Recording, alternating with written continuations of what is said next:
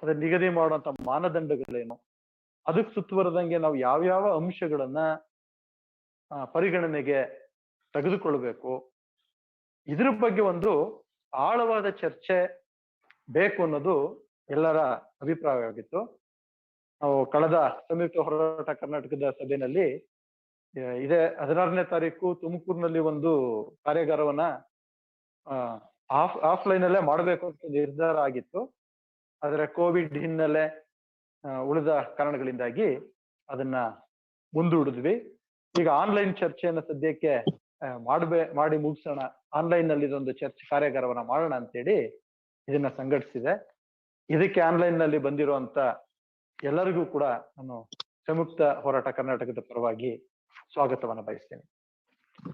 ನಾವು ಇವಾಗ ಮೊಟ್ಟ ಮೊದಲಿಗೆ ಒಟ್ಟು 3 ವಿಷಯಗಳ ಬಗ್ಗೆ ಇಲ್ಲಿ ಚರ್ಚೆ ಆಗುತ್ತೆ. ಕನಿಷ್ಠ ಬೆಂಬಲ ವಿಚಾರದಲ್ಲಿ ಸಾಮ್ರಾಜ್ಯಶಾಹಿ ದೇಶಗಳು ಮತ್ತು WTO ಒತ್ತಡ ಏನಿದೆ, ಈ ಕನಿಷ್ಠ ಬೆಂಬಲ ಬೆಲೆಗೆ ಅವರಿಂದ ಬರ್ತಾ ಇರುವಂತ ಒತ್ತಡಗಳು ಏನು ಅನ್ನೋದ್ರ ಬಗ್ಗೆ ಅದನ್ನ ಶ್ರೀಮತಿ ಕವಿತಾ ಗುರುಗಂಟಿ ಅವರು ನಡೆಸ್ಕೊಡ್ತಾರೆ. ಇವಾಗ ಮೊದಲನೇ ವಿಷಯ ಇದು. ನಂತರ ಡಾಕ್ಟರ್ TN ಪ್ರಕಾಶ್ ಕಮರಡಿ ಅವರು ಈ ಕನಿಷ್ಠ ಬೆಂಬಲ ಬೆಲೆಯಲ್ಲಿ ಕಾನೂನಿನ ಒಳಗೆ ಮತ್ತು ಹೊರಗೆ ನಾವು ಯಾವ ತರ ಆಲೋಚನೆಗಳನ್ನ ಮಾಡಬೇಕು ಅದ್ರ ವಿಷಯಗಳನ್ನ ಕೂಡ ಅವರು ವಿಷದವಾಗಿ ತಿಳಿಸ್ತಾರೆ. ಹಾಗೇನೆ ನಮ್ಮ ಜೊತೆ ಡಾಕ್ಟರ್ ಮಂಜುನಾಥ್ ಇದ್ದಾರೆ. ಅವರು ಕನಿಷ್ಠ ಬೆಂಬಲ ಬೆಲೆಯಲ್ಲಿ ರಾಜ್ಯ ಸರ್ಕಾರದ ಪಾತ್ರ ಏನು ಅನ್ನೋದ್ರ ಬಗ್ಗೆ ಅವ್ರು ತಿಳಿಸ್ತಾರೆ. ಈಗ ಮೊದಲನೇದಾಗಿ ಈ ಕನಿಷ್ಠ ಬೆಂಬಲ ಬೆಲೆ ವಿಚಾರದಲ್ಲಿ ಸಾಮ್ರಾಜ್ಯಶಾಹಿ ದೇಶಗಳು ಮತ್ತು WTO ಒತ್ತಡ ಏನಿದೆ, ಈ ಒಂದು ವಿಷಯ ಮಂಡನೆಯನ್ನ ಶ್ರೀಮತಿ ಕವಿತಾ ಗುರುಗಂಟಿ ಅವರು ಮಾಡ್ಕೊಡ್ತಾರೆ. ಅವರು ಸಂಯುಕ್ತ ಕಿಸಾನ್ ಮೋರ್ಚಾದ ರಾಷ್ಟ್ರ ನಾಯಕರಲ್ಲೊಬ್ರು. ಈ ಒಂದು ವಿಷಯದಲ್ಲಿ ಈ ಒಂದು ಗೋಷ್ಠಿಯ ಅಧ್ಯಕ್ಷತೆಯನ್ನ ಕರ್ನಾಟಕ ರಾಜ್ಯ ರೈತ ಸಂಘ ಹಸಿರು ಸೇನೆಯ ರಾಜ್ಯ ಅಧ್ಯಕ್ಷರಾದಂತಹ ಕೋಡಿಹಳ್ಳಿ ಚಂದ್ರಶೇಖರ್ ಅವರು ವಹಿಸಿಕೊಂಡು ನಡೆಸ್ಕೊಡ್ಬೇಕು ಅಂತ ಹೇಳಿ ಎಲ್ಲರ ಪರವಾಗಿ ಕೇಳ್ಕೊಳ್ತೀನಿ. ಸಮಯದ ಪ್ರಶ್ನೆ ಹೇಳ್ಬಿಡಿ ಸ್ವಾಮಿ. ಪ್ರತಿ ಸಮಯ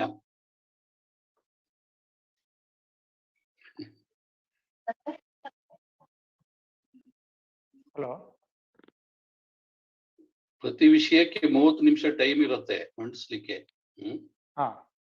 ಆನಂತರ there will be 30 minutes time to present the subject. Request the people who presents to confine to the timings so that we can make discussion and other subjects can also be covered well. For 30 ನಿಮಿಷ ವಿಷಯ ಮಂಡನೆಗೆ ಅದನ್ನ ದಯವಿಟ್ಟು ಗಮನಿಸ್ಕೊಂಡು ಅಧ್ಯಕ್ಷತೆಯನ್ನ ವಹಿಸ್ಕೊಂಡು ನಡ್ಸ್ಕೊಡ್ಬೇಕು ಅಂತ ಕೇಳ್ಕೊಳ್ತಾ ಇದ್ದೀನಿ. ಕೋಡಿಹಳ್ಳಿ ಚಂದ್ರಶೇಖರ್ ಅವರು. Thank you. ನಮಸ್ಕಾರ ಎಲ್ರಿಗೂ. ಈಗ ವಿಷಯದ ಆಧಾರದ ಮೇಲೆ ಶ್ರೀಮತಿ ಕವಿತಾ ಗುರುಗಂಟಿ ಅವರು ವಿಷಯವನ್ನ ಮಂಡನೆ ಮಾಡ್ತಾರೆ. ವಿಷಯವನ್ನ ಎಲ್ಲರೂ ಆಲಿಸ್ಬೇಕಂತ ಹೇಳಿ ನಾನು ತಮ್ಮೆಲ್ರಿಗೂ ವಿನಂತಿ ಮಾಡ್ತೇನೆ. ಮೇಡಮ್ ಈಗ ಪ್ರಾರಂಭ ಮಾಡ್ತಾರೆ. ಧನ್ಯವಾದಗಳು. ಎಲ್ಲರಿಗೂ ನಮಸ್ಕಾರ. ನಾನು ಇಂಗ್ಲಿಷ್ದಲ್ಲಿ ಪ್ರೆಸೆಂಟೇಶನ್ ಮಾಡ್ತೀನಿ. ಪ್ರತಿ ಒಬ್ಬ ಸ್ಲೈಡ್ಗೂ ಕನ್ನಡ ಸ್ಲೈಡ್ ಕೂಡ ಇದೆ ಅದೇ ಪ್ರೆಸೆಂಟೇಶನ್ ಅಲ್ಲಿ. I also request Yashwant to help with translation. Okay. I assume that most people watching this webinar already know about the World Trade Organization and the fact that it is a setup that has been created for global liberalized so-called free trade. But in the process of the very creation of the World Trade Organization, there was much rigging that happened with developed countries as well as corporate powers that are driving the agricultural economies of these developed countries. They're setting up the rules in an uneven fashion for WTO. I will still cover a bit of WTO, what is inside WTO, and take you through specifically something called Agreement on Agriculture within WTO. And, what is its relevance when we talk about MSP legal guarantee, which was one of the key demands of the Samyukta Kisan Morcha led Kisan Andolan for the past 1 year in India.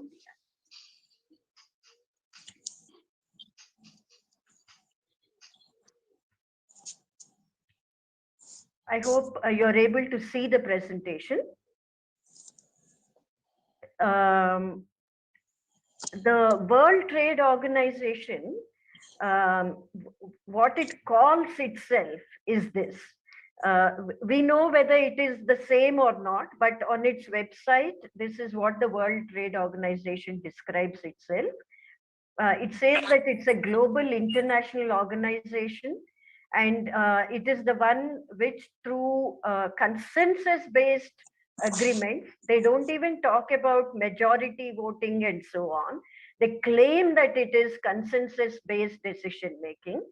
They deal with rules of trade between countries, and more than 160 countries have signed to the WTO. And between all of them, global trade of up to 98% is covered. And the goal is apparently that trade flows are smooth, that they are predictable, and that they are free. This is what WTO is supposed to be about. And WTO is not one agreement. There are something like 60 different agreements, and every year more agreements are getting added to this global trade body, where so many countries are signing up and many countries are in the queue. They are in the waiting list. They cover various spheres of economy, whether it is banking, whether it is insurance, whether it is information technology, whether it is industrial goods, whether it is intellectual property.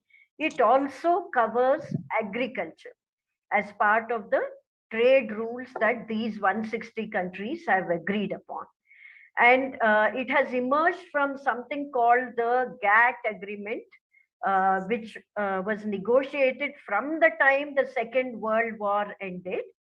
And, in the recent past, companies have realized that even government procurement systems are a very big market in several countries, including in India. It is $100 billion market. So they're going on adding agreements after agreements, whereas GATT itself was a limited but critical area of agreement. And today we even have something called Agreement on Trade Facilitation. After signing on WTO, if you're not doing particular things to put obligations on you, there is one more agreement within WTO called Agreement on Trade Facilitation. So all of this is happening within WTO, and it got created in 1995. I request Yashwant to please translate.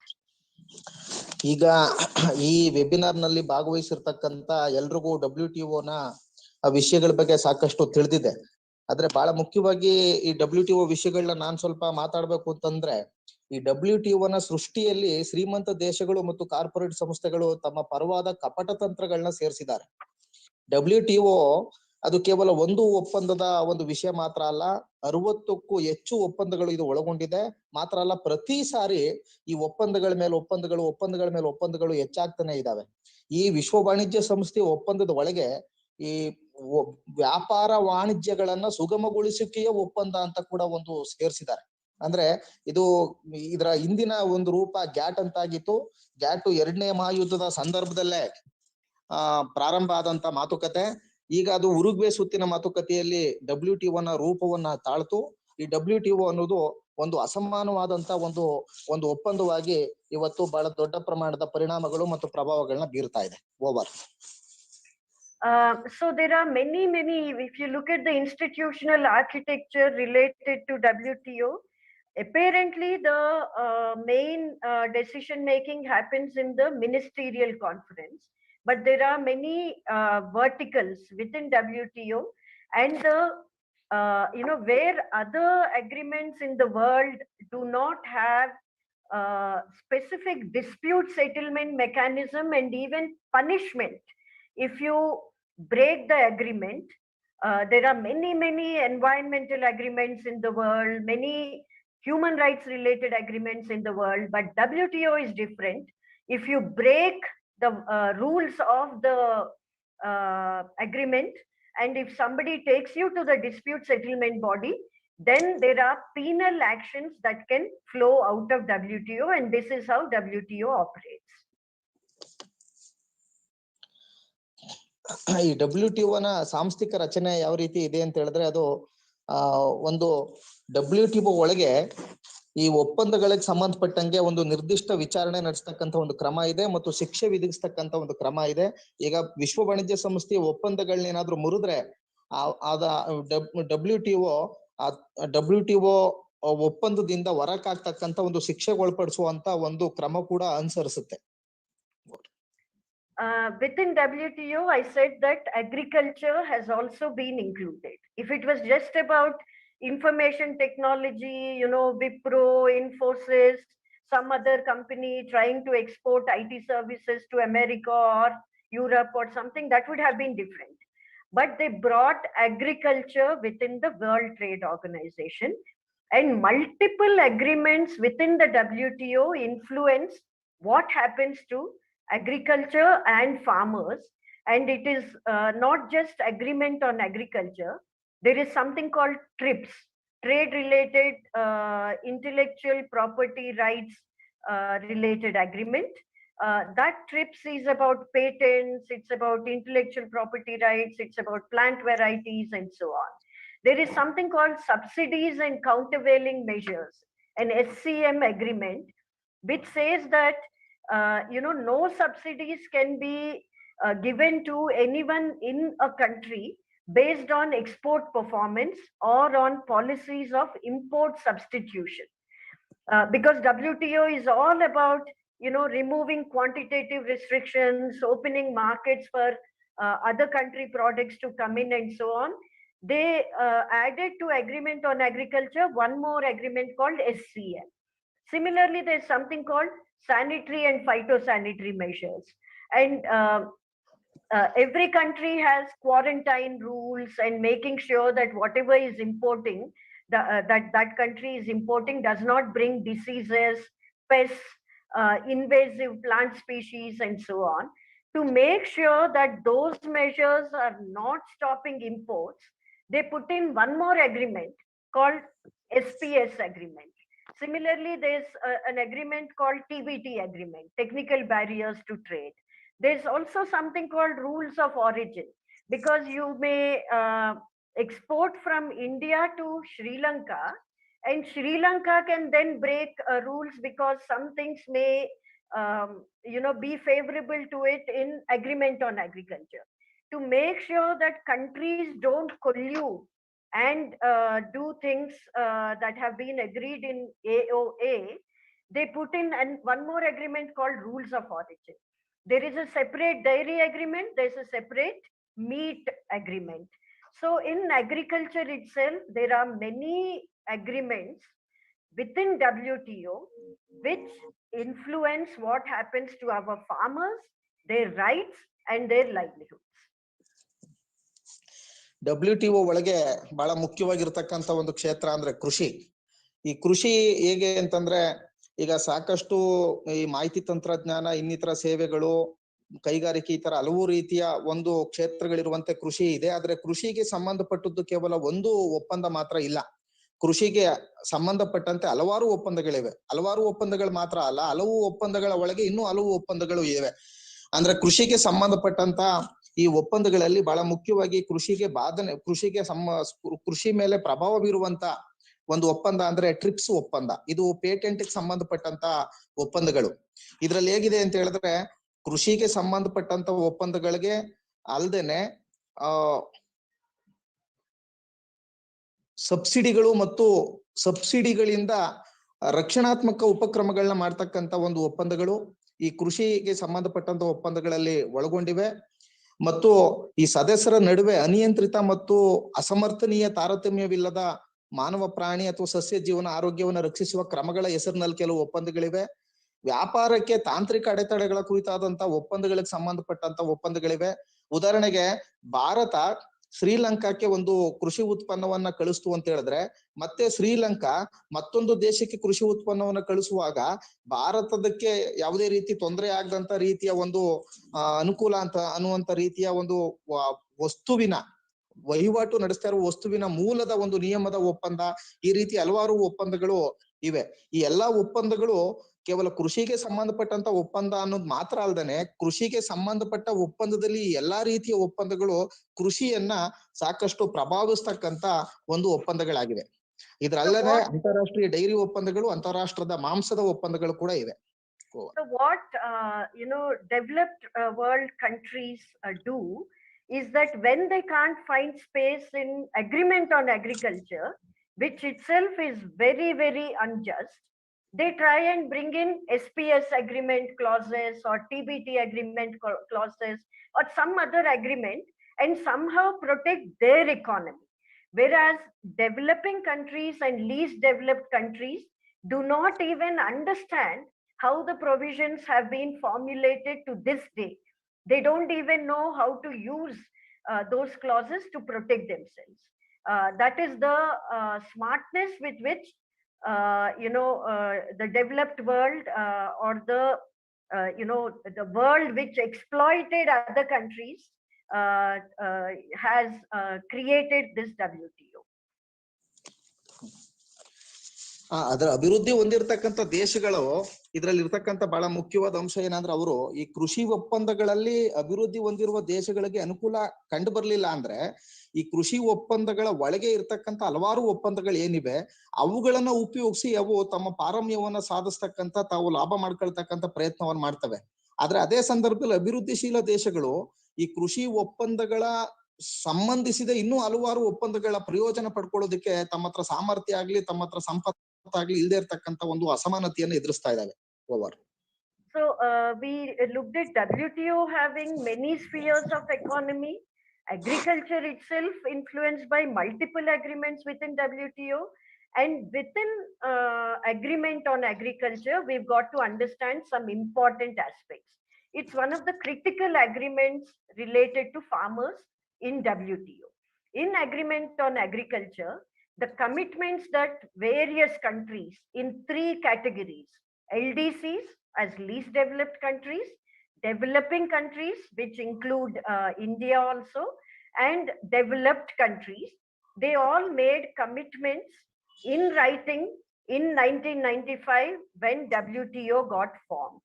And what are the commitments? The commitments are related to domestic support having to be within a limit. And countries like India said at that time that we will subscribe to something called 10% de minimis level. Only 10% of the value of production of our crops will we give as domestic support. Domestic support is usually understood in terms of subsidies. It can be electricity subsidy, it can be fertilizer subsidy, it can be PM Kisan kind of direct transfer, direct income transfer subsidies. It can be price support subsidy like MSP and procurement. So domestic support and saying that we will limit ourselves within this level is one important part of agreement on agriculture. A second element of AOA is that we will stay within this level when it comes to export subsidies. And countries like India never gave export subsidies. This doesn't apply to us. When we walked into WTO, there were no reduction commitments to be made because we were already at 0 level. So there was nothing to be reduced, but other countries committed to export subsidy reduction. And the third aspect is that other than saying that we won't protect our farmers, we won't support our exports, a third commitment is that we will open our markets without quantitative restrictions. You can all send from other countries whatever you want to send into our country. That is called market access. These are the 3 commitments that every country made, including India, on agreement on agriculture. That we won't support our farmers beyond a level, We won't give export subsidies to our traders and exporters, but we will open our markets to whatever you want to send to our country. And after negotiation, some special safeguard provisions were added for designated products only under certain conditions. This is what agreement on agriculture is all about.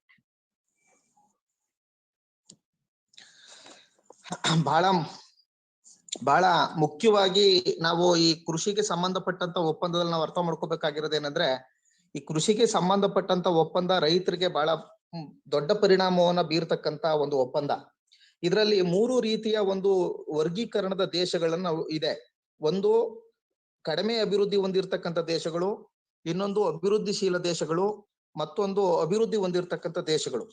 ಈ 3 ರೀತಿಯ ವರ್ಗೀಕರಣದ ವ್ಯಾಪ್ತಿಯಲ್ಲಿ ಬರ್ತಕ್ಕಂಥ ದೇಶಗಳೆಲ್ಲವೂ ಕೂಡ ಕೆಲವೊಂದು ಬದ್ಧತೆಯನ್ನ ಅವು ಈ WTO ಒಪ್ಪಂದಕ್ಕೆ ಒಳಪಡುವಾಗ ಅವು ತೋರಬೇಕಾಗತ್ತೆ. ಅದರಲ್ಲಿ 3 ಅಂಶಗಳಿವೆ.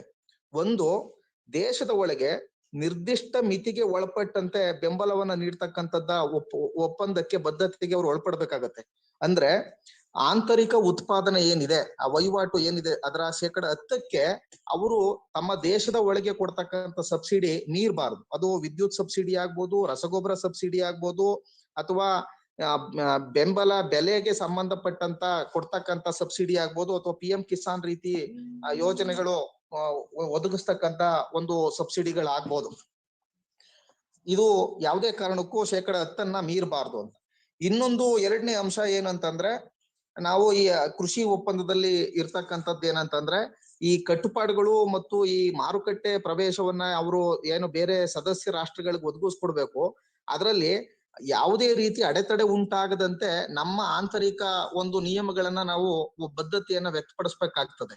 ಅಂತಂದ್ರೆ ನಾವು ಎಷ್ಟೇ ಒಂದು ಆಂತರಿಕದಲ್ಲಿ ನಾವು ರಫ್ತುಗೆ ನಾವು ಎಷ್ಟೇ ಒಂದು ಉತ್ತೇಜನ ಕೊಟ್ಟರು ಕೂಡ ಹೊರಗಡೆ ದೇಶದಿಂದ ಬರ್ತಕ್ಕಂತ ನಮ್ಮ ದೇಶದ ಒಳಗೆ ಬರ್ತಕ್ಕಂತ ಆಮದಿಗೆ ಅದರ ಪ್ರಮಾಣಕ್ಕಾಗ್ಲಿ ಇನ್ನೊಂದಕ್ಕಾಗ್ಲಿ ಯಾವುದೇ ರೀತಿ ತೊಂದರೆ ಆಗ್ಬಾರ್ದು ಅನ್ನುವಂತ ಒಂದು ನಿರ್ಬಂಧಗಳನ್ನ ಅದು ವಿಧಿಸ್ತಿದೆ. ಅಂತಂದ್ರೆ ಗೊತ್ತುಪಡಿಸಿದ ಉತ್ಪನ್ನಗಳಿಗೆ ಕೆಲವು ಷರತ್ತುಗಳ ಅಡಿಯಲ್ಲಿ ಯಾವುದೇ ವಿಶೇಷ ಸುರಕ್ಷಿತ ನಿಬಂಧನೆಗಳನ್ನ ನಾವು ಒದಗಿಸ್ಬೋದು ಅಂತ ಆದ್ರೂ ಕೂಡ, ಆದ್ರೆ ಅದು ಹೊರಗಡೆ ಇಂದ ನಮ್ಮ ದೇಶದ ಒಳಗೆ ಬರ್ತಕ್ಕಂತ ಒಂದು ಪ್ರಮಾಣವನ್ನ ಅದು ಯಾವುದೇ ರೀತಿಯಲ್ಲಿ ಪ್ರಭಾವಿಸ್ತಾ ಇರೋದ್ರಿಂದ ನಾವು ನಮ್ಮ ದೇಶದ ಉತ್ಪಾದಕರಿಗಾಗ್ಲಿ ಅಥವಾ ನಮ್ಮ ದೇಶದ ರಫ್ತುದಾರರಿಗಾಗ್ಲಿ ಯಾವುದೇ ರೀತಿ ನೆರವಾಗುವುದಕ್ಕೆ ಸಾಧ್ಯ ಇಲ್ಲ. Over. Within domestic support commitments, there are 3 different ways of classifying subsidies, and 2 of those are considered as non-trade distorting: green box and blue box. And amber box is considered as trade distorting, and you are not supposed to give amber box support beyond a certain level.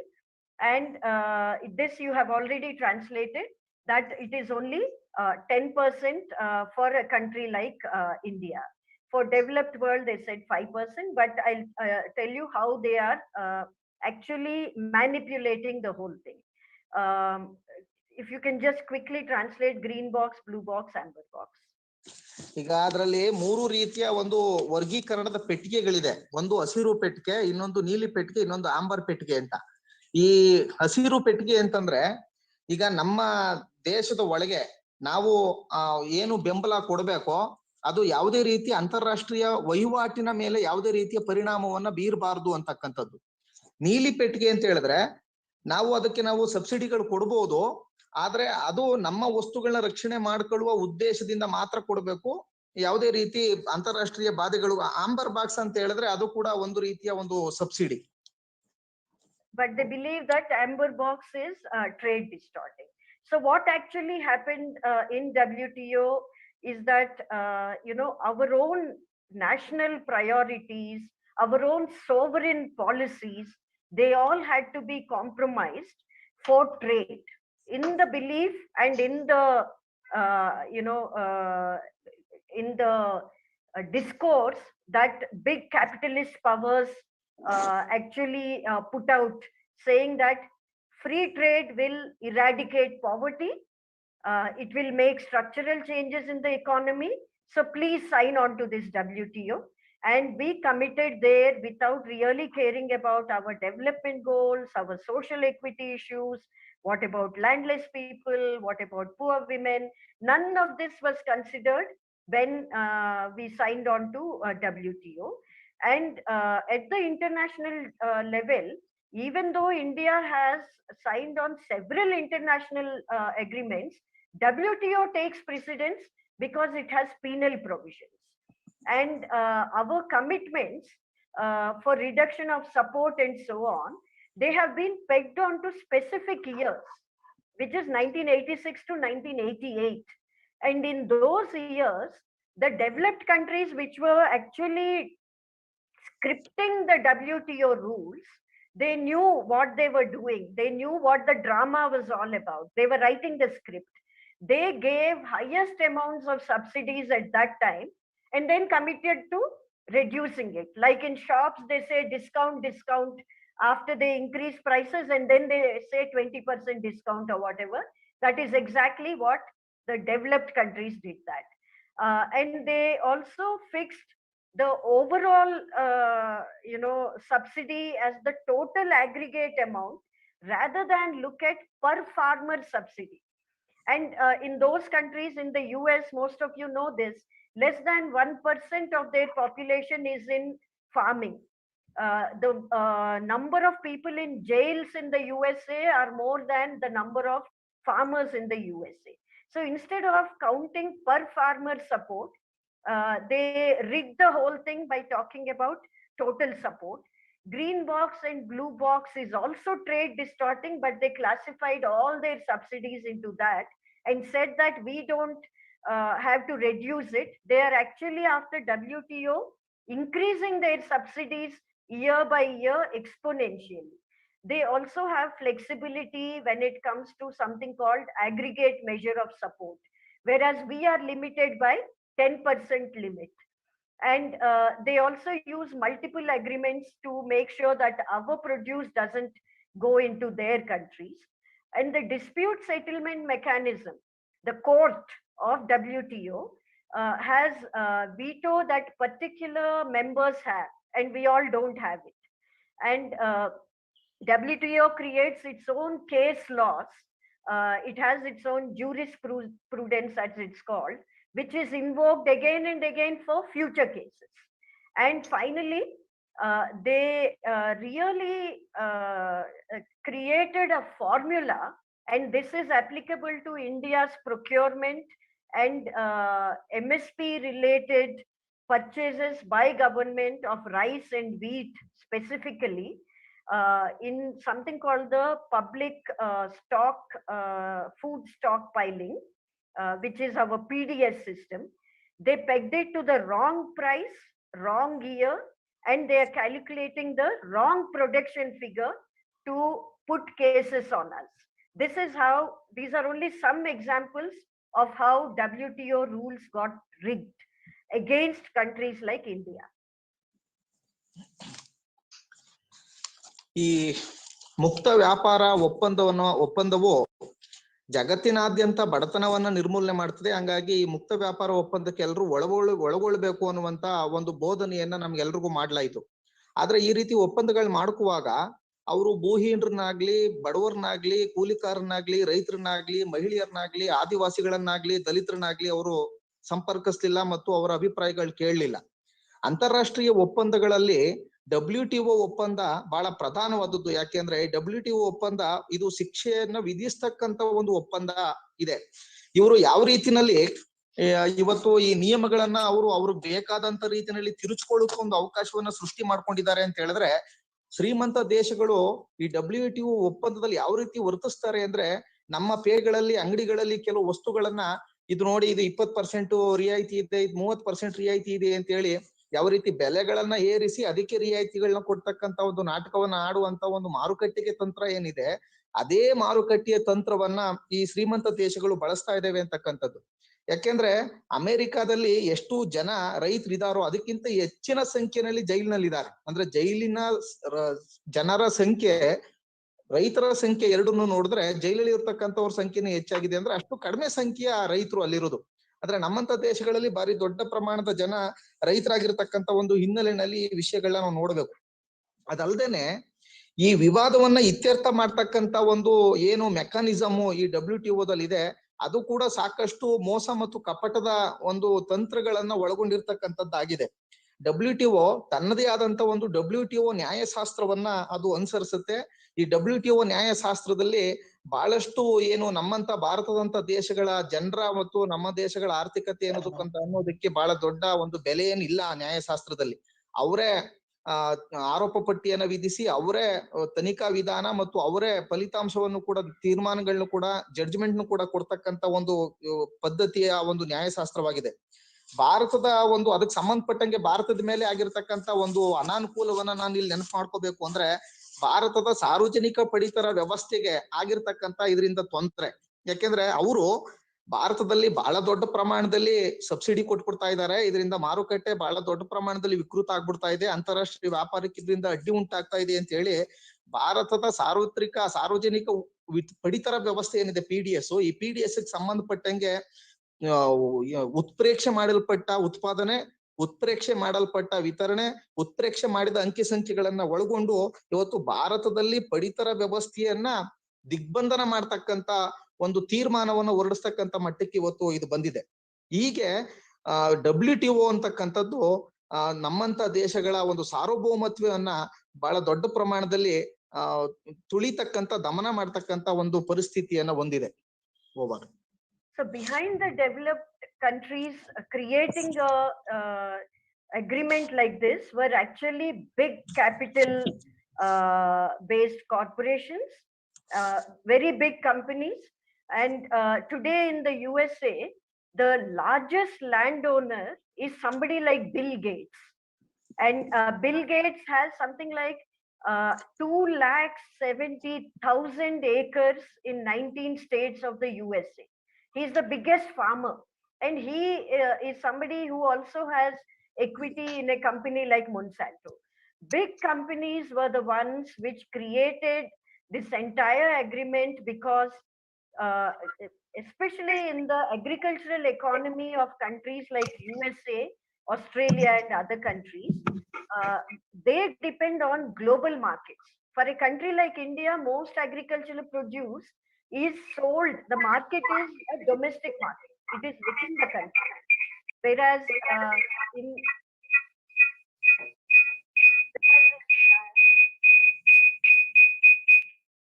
in the USA, USA is the largest agricultural exporter into global markets. They need rigged rules like this to be able to sell their produce everywhere, and the ones who are selling the produce are big corporations, and they are the ones who created rules like this. ಅಮೆರಿಕಾದಲ್ಲಿ ಬಾರಿ ದೊಡ್ಡ ದೊಡ್ಡ ಭೂಮಾಲಕ ವ್ಯವಸ್ಥೆ ಅಂತ ಇದೆ. ಈಗ ಉದಾಹರಣೆಗೆ bill Gates ಏನಿದ್ದಾರೆ, ಅವನು ಇಡೀ ಅಮೆರಿಕದ ಅತಿ ದೊಡ್ಡ ಭೂಮಾಲಕ. ಅವರು ಸಹಸ್ರಾರು ಎಕರೆಯನ್ನ ಹೊಂದಿದ್ದಾರೆ. ಅಮೆರಿಕದಲ್ಲಾಗ್ಬೋದು, ಆಸ್ಟ್ರೇಲಿಯಾದಲ್ಲಾಗ್ಬೋದು, ಅಲ್ಲಿರ್ತಕ್ಕಂತ ಬಾರಿ ದೊಡ್ಡ ದೊಡ್ಡ ಈ ರೀತಿಯ ಸಹಸ್ರಾರು ಎಕರೆಗಳ ಒಡೆಯರು ಅವರಲ್ಲಿ ಮಾಡ್ತಕ್ಕಂತ ಒಂದು ಉತ್ಪಾದನೆಯನ್ನ ಅಂತಾರಾಷ್ಟ್ರೀಯ ಮಾರುಕಟ್ಟೆನಲ್ಲಿ ಮಾರಾಟ ಮಾಡ್ಬೇಕಾದಂತ ಒಂದು ಪರಿಸ್ಥಿತಿ ಇದೆ. ಆದ್ರೆ ನಮ್ಮಂತ ದೇಶಗಳಲ್ಲಿ ನಮ್ಮಂತ ದೇಶದ ಉತ್ಪಾದನೆ ನಮ್ಮಂತ ಆಂತರಿಕ ಮಾರುಕಟ್ಟೆಯನ್ನೇ ಬಹುತೇಕ ಆಧರಿಸಿದೆ. ಹಾಗಾಗಿ ತಮ್ಮ ಉತ್ಪನ್ನಗಳನ್ನ ದೊಡ್ಡ ದೊಡ್ಡ ಕಾರ್ಪೊರೇಟ್ ದೈತ್ಯ ಕಂಪನಿಗಳಿಗೆ ಮಾರಾಟ ಮಾಡಿ ಆ ಮುಖಾಂತರ ಇಡೀ ಜಗತ್ತಿನ ಮಾರುಕಟ್ಟೆಯನ್ನ ಹಿಡಿಬೇಕಾದಂತ ಒಂದು ತುರ್ತು ಮತ್ತು ಒತ್ತಡ ಅವರಲ್ಲಿ ಇರೋದ್ರಿಂದ ಭಾರತದಂತ ದೇಶಗಳ ಮಾರುಕಟ್ಟೆಯ ಮೇಲೆ ಅವರು ದಾಳಿಯನ್ನ ನಡೆಸೋದಕ್ಕೆ ಬೇಕಾದಂತ ರೀತಿಯಲ್ಲಿ ನಿಯಮಗಳನ್ನ ತಿರುತ್ತಾರೆ. Over. So I'll just quickly run through 2 slides and come to MSP legalization and WTO related problems. Look at the unequal playing field when you talk about global trade, that too so-called liberalized free trade. On the one hand, we have the developed world, which doesn't have at the most, which doesn't have more than 25-26% of its population. Even in a country like Switzerland, the maximum is 26%. In countries like Japan, only 8% of their population is rural population. I'm not even talking about people in agriculture. People in agriculture is much lower. You can see in absolute numbers as well as percentage. Whereas in countries like Bangladesh, in India, Kenya, 73%, most of our people are in agriculture. The number of people are also more in absolute numbers, and we have highly undernourished population. And those people who are undernourished are actually producers, and they are remaining hungry. And you can see the average farm size in our countries and in big countries. Australia, the average farm size is 4,331 hectares per farmer. Similarly, if you look at per farmer support, I'm talking about per farmer support in US dollars. You can see on the table on the left, in the USA, every farmer every year gets more than $60,000 of support. And in India, every farmer gets about $290 of support. You can see how different that is. And still, they are binding us and our farmers to play by the rules of what a 60,000 subsidized farmer is wanting to send to India. And they are asking this low supported farmer in India to pit themselves, to compete against that American farmer. There is highly unequal kind of situation between countries to have created the kind of setup that WTO created. It is completely unjust.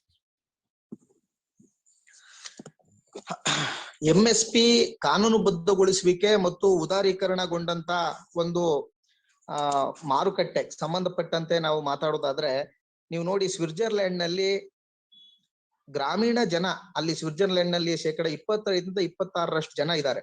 ನಾನು ಪೂರ್ತಿ ಏನು ಅವರು ಎಲ್ಲ ರೈತಾಪಿ ಬದುಕನೆ ನಡೆಸ್ತಾರಲ್ಲ, ಅದ್ರ ಗ್ರಾಮೀಣ ಭಾಗ ಅಂದ್ರೆ ರೈತರು ಇನ್ನೂ ಕಮ್ಮಿ ಇದ್ದಾರೆ ಅಂತ ಅರ್ಥ. ಅದೇ ಜಪಾನ್ ನಲ್ಲಿ ಗ್ರಾಮೀಣ ಜನವಾಸ 8% ಮಾತ್ರ, ಅವರ ಒಟ್ಟು ಜನಸಂಖ್ಯೆಯಲ್ಲಿ 8% ಜನ ಮಾತ್ರ ಗ್ರಾಮೀಣದಲ್ಲಿ ಇರೋರು. ಅದೇ ಬಾಂಗ್ಲಾದೇಶದಲ್ಲಿ, ಭಾರತದಲ್ಲಿ ಮತ್ತು ಕೀನ್ಯಾದಲ್ಲಿ 73% ಜನ, ಅಂದ್ರೆ ಇಲ್ಲಿ ಬಹುತೇಕ ಗ್ರಾಮೀಣ ಜನ ಪೂರ್ತಿಯಾಗಿ ರೈತಾಪಿ ಜೀವನದಲ್ಲಿ ಇರ್ತಕ್ಕಂಥವ್ರೆ. ಈ ತರದ ಒಂದು ಪರಿಸ್ಥಿತಿ ಇದೆ.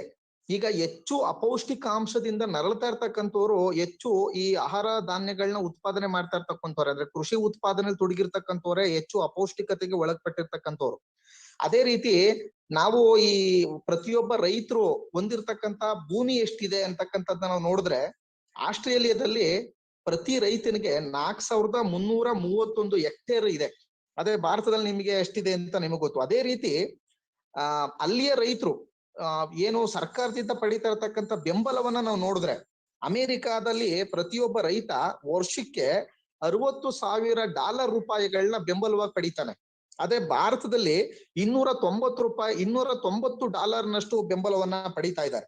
ಅಂದ್ರೆ $60,000 ಬೆಂಬಲ ಪಡಿತಕ್ಕಂತ ಅಮೆರಿಕದ ರೈತ $290 ಕಡಿಮೆ ಬೆಂಬಲ ಪಡಿತಕ್ಕಂತ ಭಾರತ ರೈತ ಏನು ಅನುಸರಿಸ್ಬೇಕು, ಯಾವ ರೀತಿ ಅನುಸರಿಸ್ಬೇಕು ಅಂತ ನಿಯಮಗಳನ್ನ ಇವತ್ತು ತೀರ್ಮಾನ ಮಾಡ್ತಾ ಇದ್ದೇನೆ, ನಿಯಮಗಳನ್ನ ಏರ್ತಾ ಇದ್ದೇನೆ. ಅತ್ಯಂತ ಹೆಚ್ಚು ಅಸಮಾನತೆಯಿಂದ ಕೂಡಿರ್ತಕ್ಕಂಥ ಮತ್ತು ಅನ್ಯಾಯದ ಒಂದು ಒಪ್ಪಂದ. ಈ ರೀತಿ ನಾವು ಬಹಳ ಸುಲಭವಾಗಿ ನಾವು ತಿಳ್ಕೊಬಹುದಾದಂತ ವಿಷಯ ಏನಂತಂದ್ರೆ, ಈ ವಿಶ್ವ ವಾಣಿಜ್ಯ ಸಂಸ್ಥೆ ಒಪ್ಪಂದ ಅಂತಕ್ಕಂಥದ್ದು ಅತ್ಯಂತ ಒಂದು ತೀವ್ರವಾದ ಮತ್ತು ಗಾಢವಾದ ಅಸಮಾನತೆಯಿಂದ ಕೂಡಿರ್ತಕ್ಕಂಥ ಒಂದು ಒಪ್ಪಂದ. ಇದು ಒಂದು ಅನ್ಯಾಯದ ಒಪ್ಪಂದ. ಓವರ್. ಅಧ್ಯಕ್ಷ ಅವರೇ, 2 ಸ್ಲೈಡ್ಸ್ ಇವೆ ಅಷ್ಟೇ. I am completing my presentation. Coming to our demand that MSP has to be a legal entitlement, that there should be a law that guarantees MSP to all farmers in India for all agricultural produce. The government is likely to say that WTO commitments will come in the way, and yes, certain things will certainly come in the way. Compared to what we have agreed to there and what we can do now under MSP legalization, there will be a clash. But my last slide will also talk about how even then some possibilities exist. So this is not to take away from the fact that WTO has to be fought. It is unjust, but we should not allow our government to hide behind WTO when denying MSP guarantee to our farmers? What will come in the way? One, we have a commitment that limits producer support. So they will talk about 10% de minimis level being breached when we procure from our farmers. And there is a interesting thing there, that in the recent sugarcane dispute in WTO, even private buyers being obligated to purchase at a particular price, that is also being treated as a breach of subsidy commitments, not under AOA, but under SCM. And, in sugarcane, there is a classic example of what guaranteed price system will look like. Sugarcane already has an FRP system, which is something that any buyer has to give to every sugarcane farmer, correct? So that is the kind of MSP guarantee that we are talking about, every crop other than sugarcane also. And there, India has been dragged to the Dispute Settlement Board, and a recent judgment that came from that board actually said that even though Indian government does not buy from sugarcane farmers, most purchases are by private sugar mills and some cooperative mills. Even that is a breach of commitment under SCM, was what was ruled in the dispute settlement body. So they are not going to allow government to buy, and they are not going to allow private buyers being obligated to buy. Because when we talk about MSP guarantee, many of us are saying that in the mandi, auction has to begin at MSP. At least in regulated markets, you have to obligate all traders to pay MSP. That is what we are saying. And the recent sugarcane judgment is already setting up a case law within WTO, which will claim that even private buyers cannot buy at MSP, even if the government does not buy. A second thing is that when you pay MSP and India's export competitiveness is getting affected, they will say that you cannot give any export subsidies, because we have a commitment against giving any export subsidies in WTO. And thirdly, most importantly, the reason why our farmers don't get even close to MSP is because there is dumping of subsidized produce happening into our markets. And we cannot stop that, because we cannot put quantitative restrictions. At the most, we can occasionally use that one category of differential products only for particular triggers. So all of these will be cited by the government to say that we cannot give MSP legal guarantee to our farmers because of WTO. Yashwant? ಈಗ ನಾನು ನಮ್ಮ ಮುಖ್ಯವಾದಂತ ಆಗ್ರಹವಾದಂತ MSP ಅನ್ನ ಕಾನೂನುಬದ್ಧಗೊಳಿಸುವಿಕೆ ಅಥವಾ MSP ಗೆ ಕಾನೂನು ಸ್ಥಾನಮಾನ ಕೊಡುವಂತ ನಮ್ಮ ಸಂಬಂಧಪಟ್ಟಂಗೆ ನಾನು ಬರುವುದಾದ್ರೆ, ಈಗ ಹೇಳ್ಬೋದು ಅಂದ್ರೆ WTO ಒಪ್ಪಂದಗಳ ಕಾರಣಕ್ಕಾಗಿ ನಾವು MSP ಅನ್ನ ಕೊಡುವುದಕ್ಕೆ ಆಗುವುದಿಲ್ಲ ಅಂತ ಹೇಳಿ ಸರ್ಕಾರಗಳು ಹೇಳ್ಬಹುದು. ಆದ್ರೆ WTO ಒಪ್ಪಂದಗಳಲ್ಲಿ ಇರ್ತಕ್ಕಂಥ ಅವಕಾಶಗಳನ್ನ ಕೂಡ ನಾವು ಬಳಸ್ಕೊಂಡ್ರೆ, ನಾವು MSP ಕಾನೂನು ಕೊಡುವುದಕ್ಕೆ WTOದಲ್ಲಿ ನೆಪವನ್ನ ಹೇಳುವಂಗಿಲ್ಲ ಸರ್ಕಾರ ಅಂತಕ್ಕಂಥದ್ದಕ್ಕೆ ಹಲವಾರು ಈಗಾಗ್ಲೇ ಕಾನೂನುಗಳು ಮತ್ತು ಹಲವಾರು ನಿಯಮಗಳು, ಹಲವಾರು ಅನುಭವಗಳು ನಮ್ಮ ಮುಂದೆ ಇವೆ. ಈಗ ಉದಾಹರಣೆಗೆ, ಈಗ ಇತ್ತೀಚಿನ ಒಂದು ತೀರ್ಪು ಕಬ್ಬು ಬೆಳೆಗೆ ಸಂಬಂಧಪಟ್ಟಂಗಿದೆ. ಈಗ ಅದ್ರಲ್ಲಿ ಏನಿದೆ, ಸರ್ಕಾರ ಕೊಂಡ್ಕೋಬಾರ್ದು, ಸರ್ಕಾರ ಹೆಚ್ಚಿಗೆ ಸಬ್ಸಿಡಿ ಕೊಡಬಾರ್ದು ಅಂತ ಆದ್ರೆ ಕಬ್ಬಿನಲ್ಲಿ ಹೆಚ್ಚಿನ ಖರೀದಿ ಮಾಡ್ತಾ ಇರೋರು ಖಾಸಗಿ ಸಕ್ಕರೆ ಕಾರ್ಖಾನೆಯವರು. ಅಂದ್ರೆ ಖಾಸಗಿ ಕಾರ್ಖಾನೆಯವರು FRP ಸರ್ಕಾರ ನಿಗದಿಪಡಿಸಿದ ದರದಲ್ಲಿ ಖಾಸಗಿ ಕಾರ್ಖಾನೆಯವರು ಕೊಂಡ್ಕೊಳ್ಳೋದ್ರ ಮೂಲಕ ಸರ್ಕಾರ WTO ಬದ್ಧತೆಯನ್ನ ವೈಲೇಟ್ ಮಾಡದಂತೆ ನಾವು MSP ಅನ್ನ ಕೊಡೋದಕ್ಕೆ, ಈಗ ನಾವೇನು ಕಬ್ಬು ವಿಷಯದಲ್ಲಿ ಒಂದು ಇದೆ ಆ ಅನುಭವ, ಅದನ್ನ ಕೂಡ ನಾವು ಬಳಸ್ಕೋಬಹುದು ಅಂತಕ್ಕಂತ ಬಹಳ ಮುಖ್ಯವಾದ್ದು. ಅಂದ್ರೆ ಖಾಸಗಿ ಖರೀದಿದಾರರು ನಿರ್ದಿಷ್ಟ ಬೆಲೆಯನ್ನು ಪಾವತಿಸಬೇಕು ಎಂಬಂತ ನಿರ್ಬಂಧವನ್ನ ಈ SCM ಅಡಿನಲ್ಲಿ ಸಬ್ಸಿಡಿಗಳ ಬದ್ಧತೆಗಳ ಉಲ್ಲಂಘನೆ ಅಂತ ಕರೆಯಕ್ಕಾಗುದಿಲ್ಲ. ಹಾಗೇನೆ ನಿರ್ದಿಷ್ಟ ಸರಕುಗಳ ರಫ್ತು ಸ್ಪರ್ಧಾತ್ಮಕತೆಯನ್ನು ಉಳಿಸ್ಕೊಳ್ಳೋದಕ್ಕೆ ರಫ್ತು ಸಬ್ಸಿಡಿಗಳನ್ನ ನೀಡಬಾರ್ದು ಅಂತ ಅವ್ರು ಹೇಳ್ತಾರೆ. ಯಾಕೆಂದ್ರೆ ಈಗ ನೀವು ಇಲ್ಲಿ MSP ಕೊಟ್ಟು ಅಂದ್ರೆ ಖರೀದಿ ಸಬ್ಸಿಡಿಯನ್ನ ಕೊಡ್ತಾ ಇದ್ದೀರಿ. ಈ ಖರೀದಿ ಸಬ್ಸಿಡಿಯ ಬಲದ ಮೇಲೆ ಅವರು ರಫ್ತು ಸಬ್ಸಿಡಿನಲ್ಲಿ ಅಂತಾರಾಷ್ಟ್ರೀಯ ಮಟ್ಟದ ವಹಿವಾಟುಗಳನ್ನ ವಿರೂಪಗೊಳಿಸ್ತಾರೆ ಅಂತಕ್ಕಂತ ಒಂದು ಪರಿಸ್ಥಿತಿ ಏನು ಅವ್ರು ಹೇಳ್ತಾ ಇದ್ದಾರೆ. ಅದನ್ನು ಕೂಡ ನಾವು ಈ WTO ಬದ್ಧತೆಗಳ ಹೊರತಾಗಿಯೂ ಕೂಡ ಸರ್ಕಾರಗಳು MSP ಕೊಡೋದಕ್ಕೆ ಸಾಧ್ಯ ಇದೆ. ಅಂದ್ರೆ ನಮ್ಮ ರೈತರಿಗೆ ಬೆಲೆ ಇಲ್ದಂತೆ ನೋಡ್ಕೊಳ್ಳುವ ಸಲುವಾಗಿ ಹೆಚ್ಚಿನ ಸಬ್ಸಿಡಿ ಉತ್ಪನ್ನಗಳ ಒಂದು ಸುರಿಯುವಿಕೆಯನ್ನ ನಿಲ್ಲಿಸೋದಕ್ಕೆ ಏನು ಸಾಧ್ಯ ಇಲ್ಲ ಅಂತ ಅವ್ರು ಹೇಳ್ತಾ ಇದ್ದಾರೆ. ಅಂದ್ರೆ ಮುಖ್ಯವಾಗಿ ನಮ್ಮ ರೈತರ ಒಂದು ಇಲ್ಲಿಯ ಉತ್ಪಾದನೆ ಏನಿದೆ ಅದಕ್ಕೆ ತೊಂದರೆ ಆಗದಂತೆ ಈಗ್ಲೂ ಕೂಡ ಪ್ರಮಾಣಾತ್ಮಕ ನಿರ್ಬಂಧಗಳನ್ನ ಇರತಕ್ಕಂತ ಒಂದು ಅವಕಾಶವನ್ನು ಕೂಡ ನಾವು ಪಡ್ಕೋಬಹುದು. ಹಂಗಾಗಿ WTO ಬದ್ಧತೆಗಳ ಹೊರತಾಗಿಯೂ ಕೂಡ MSP ಯನ್ನ ಕೊಡೋದಕ್ಕೆ ಸಾಧ್ಯ ಇದೆ ಸರ್ಕಾರಕ್ಕೆ. ಆ ರೀತಿ ಅದು ಮಾಡ್ಬೇಕು. MSP ಯನ್ನ ಕಾನೂನುಬದ್ಧಗೊಳಿಸುವಿಕೆ ಸಂಬಂಧಪಟ್ಟಂತೆ ಅವರು WTO ಒಪ್ಪಂದವನ್ನು ಮಾತ್ರ ನೆಪ ಮಾಡಬಾರ್ದು. ಯಾಕಂದ್ರೆ WTO ರೈತ ವಿರೋಧಿಯಾಗಿದೆ ಅನ್ನೋದು ನಿಜ, WTOದಲ್ಲಿ ಭಾರತದ ವಿರೋಧವಾದಂತ ಅಂಶಗಳು ಇದೆ ಅನ್ನೋದು ನಿಜ. ಆ ಮಧ್ಯದಲ್ಲೂ ಕೂಡ MSP ಯನ್ನ ನಾವು ಸಾಧಿಸುವುದಕ್ಕೆ WTO ಅವಕಾಶಗಳಲ್ಲಿ ನಮಗೆ ಅವಕಾಶ ಇದೆ ಅಂತಕ್ಕಂಥದ್ದು ಬಹಳ ಸ್ಪಷ್ಟ. Okay, you translated my last slide already. There are certain mechanisms by which MSP can be guaranteed. Price deficit payment is not considered trade distorting and is compliant within WTO rules. Dr. Prakash Kamardi, while he was the KAPC chairperson, actually looked at deficiency and calculated how much public financing is required. It is not much. That mechanism is certainly there. And within WTO, the peace clause, which is for food stockpiling, that allows us to certainly expand and diversify our food security support.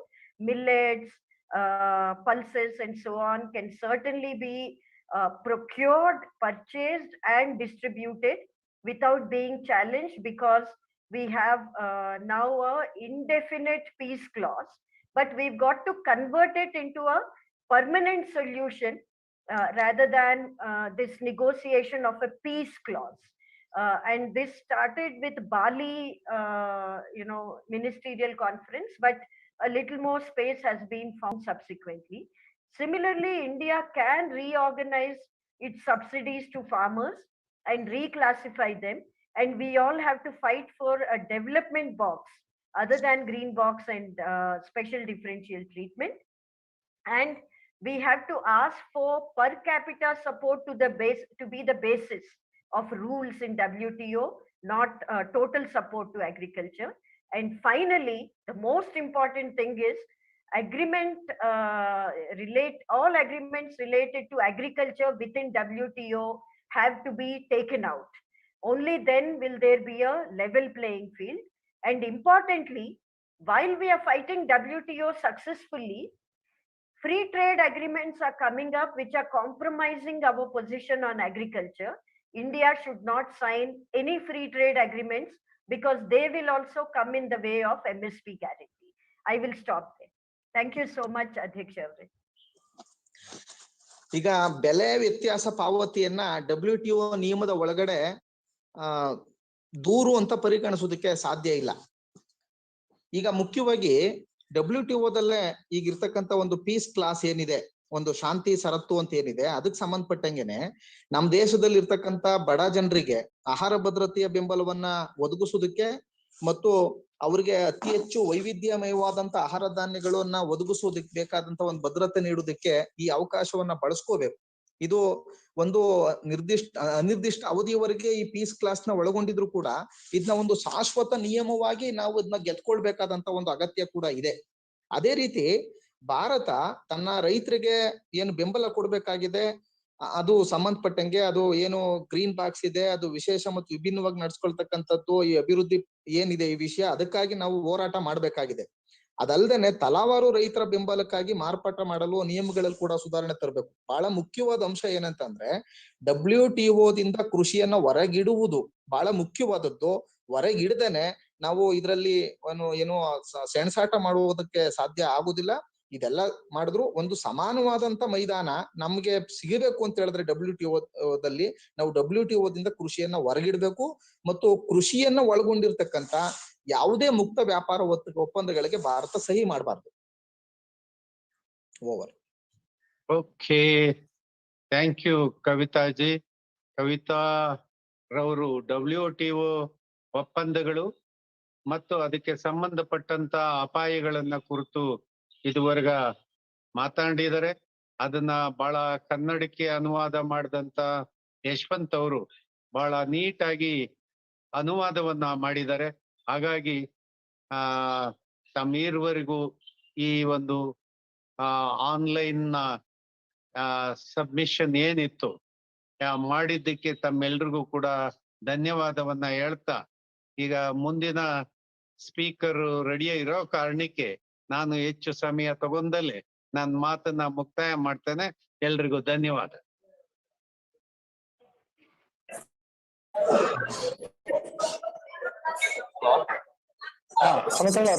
ಮುಂದುವರಿಸ್ತೀರಾ?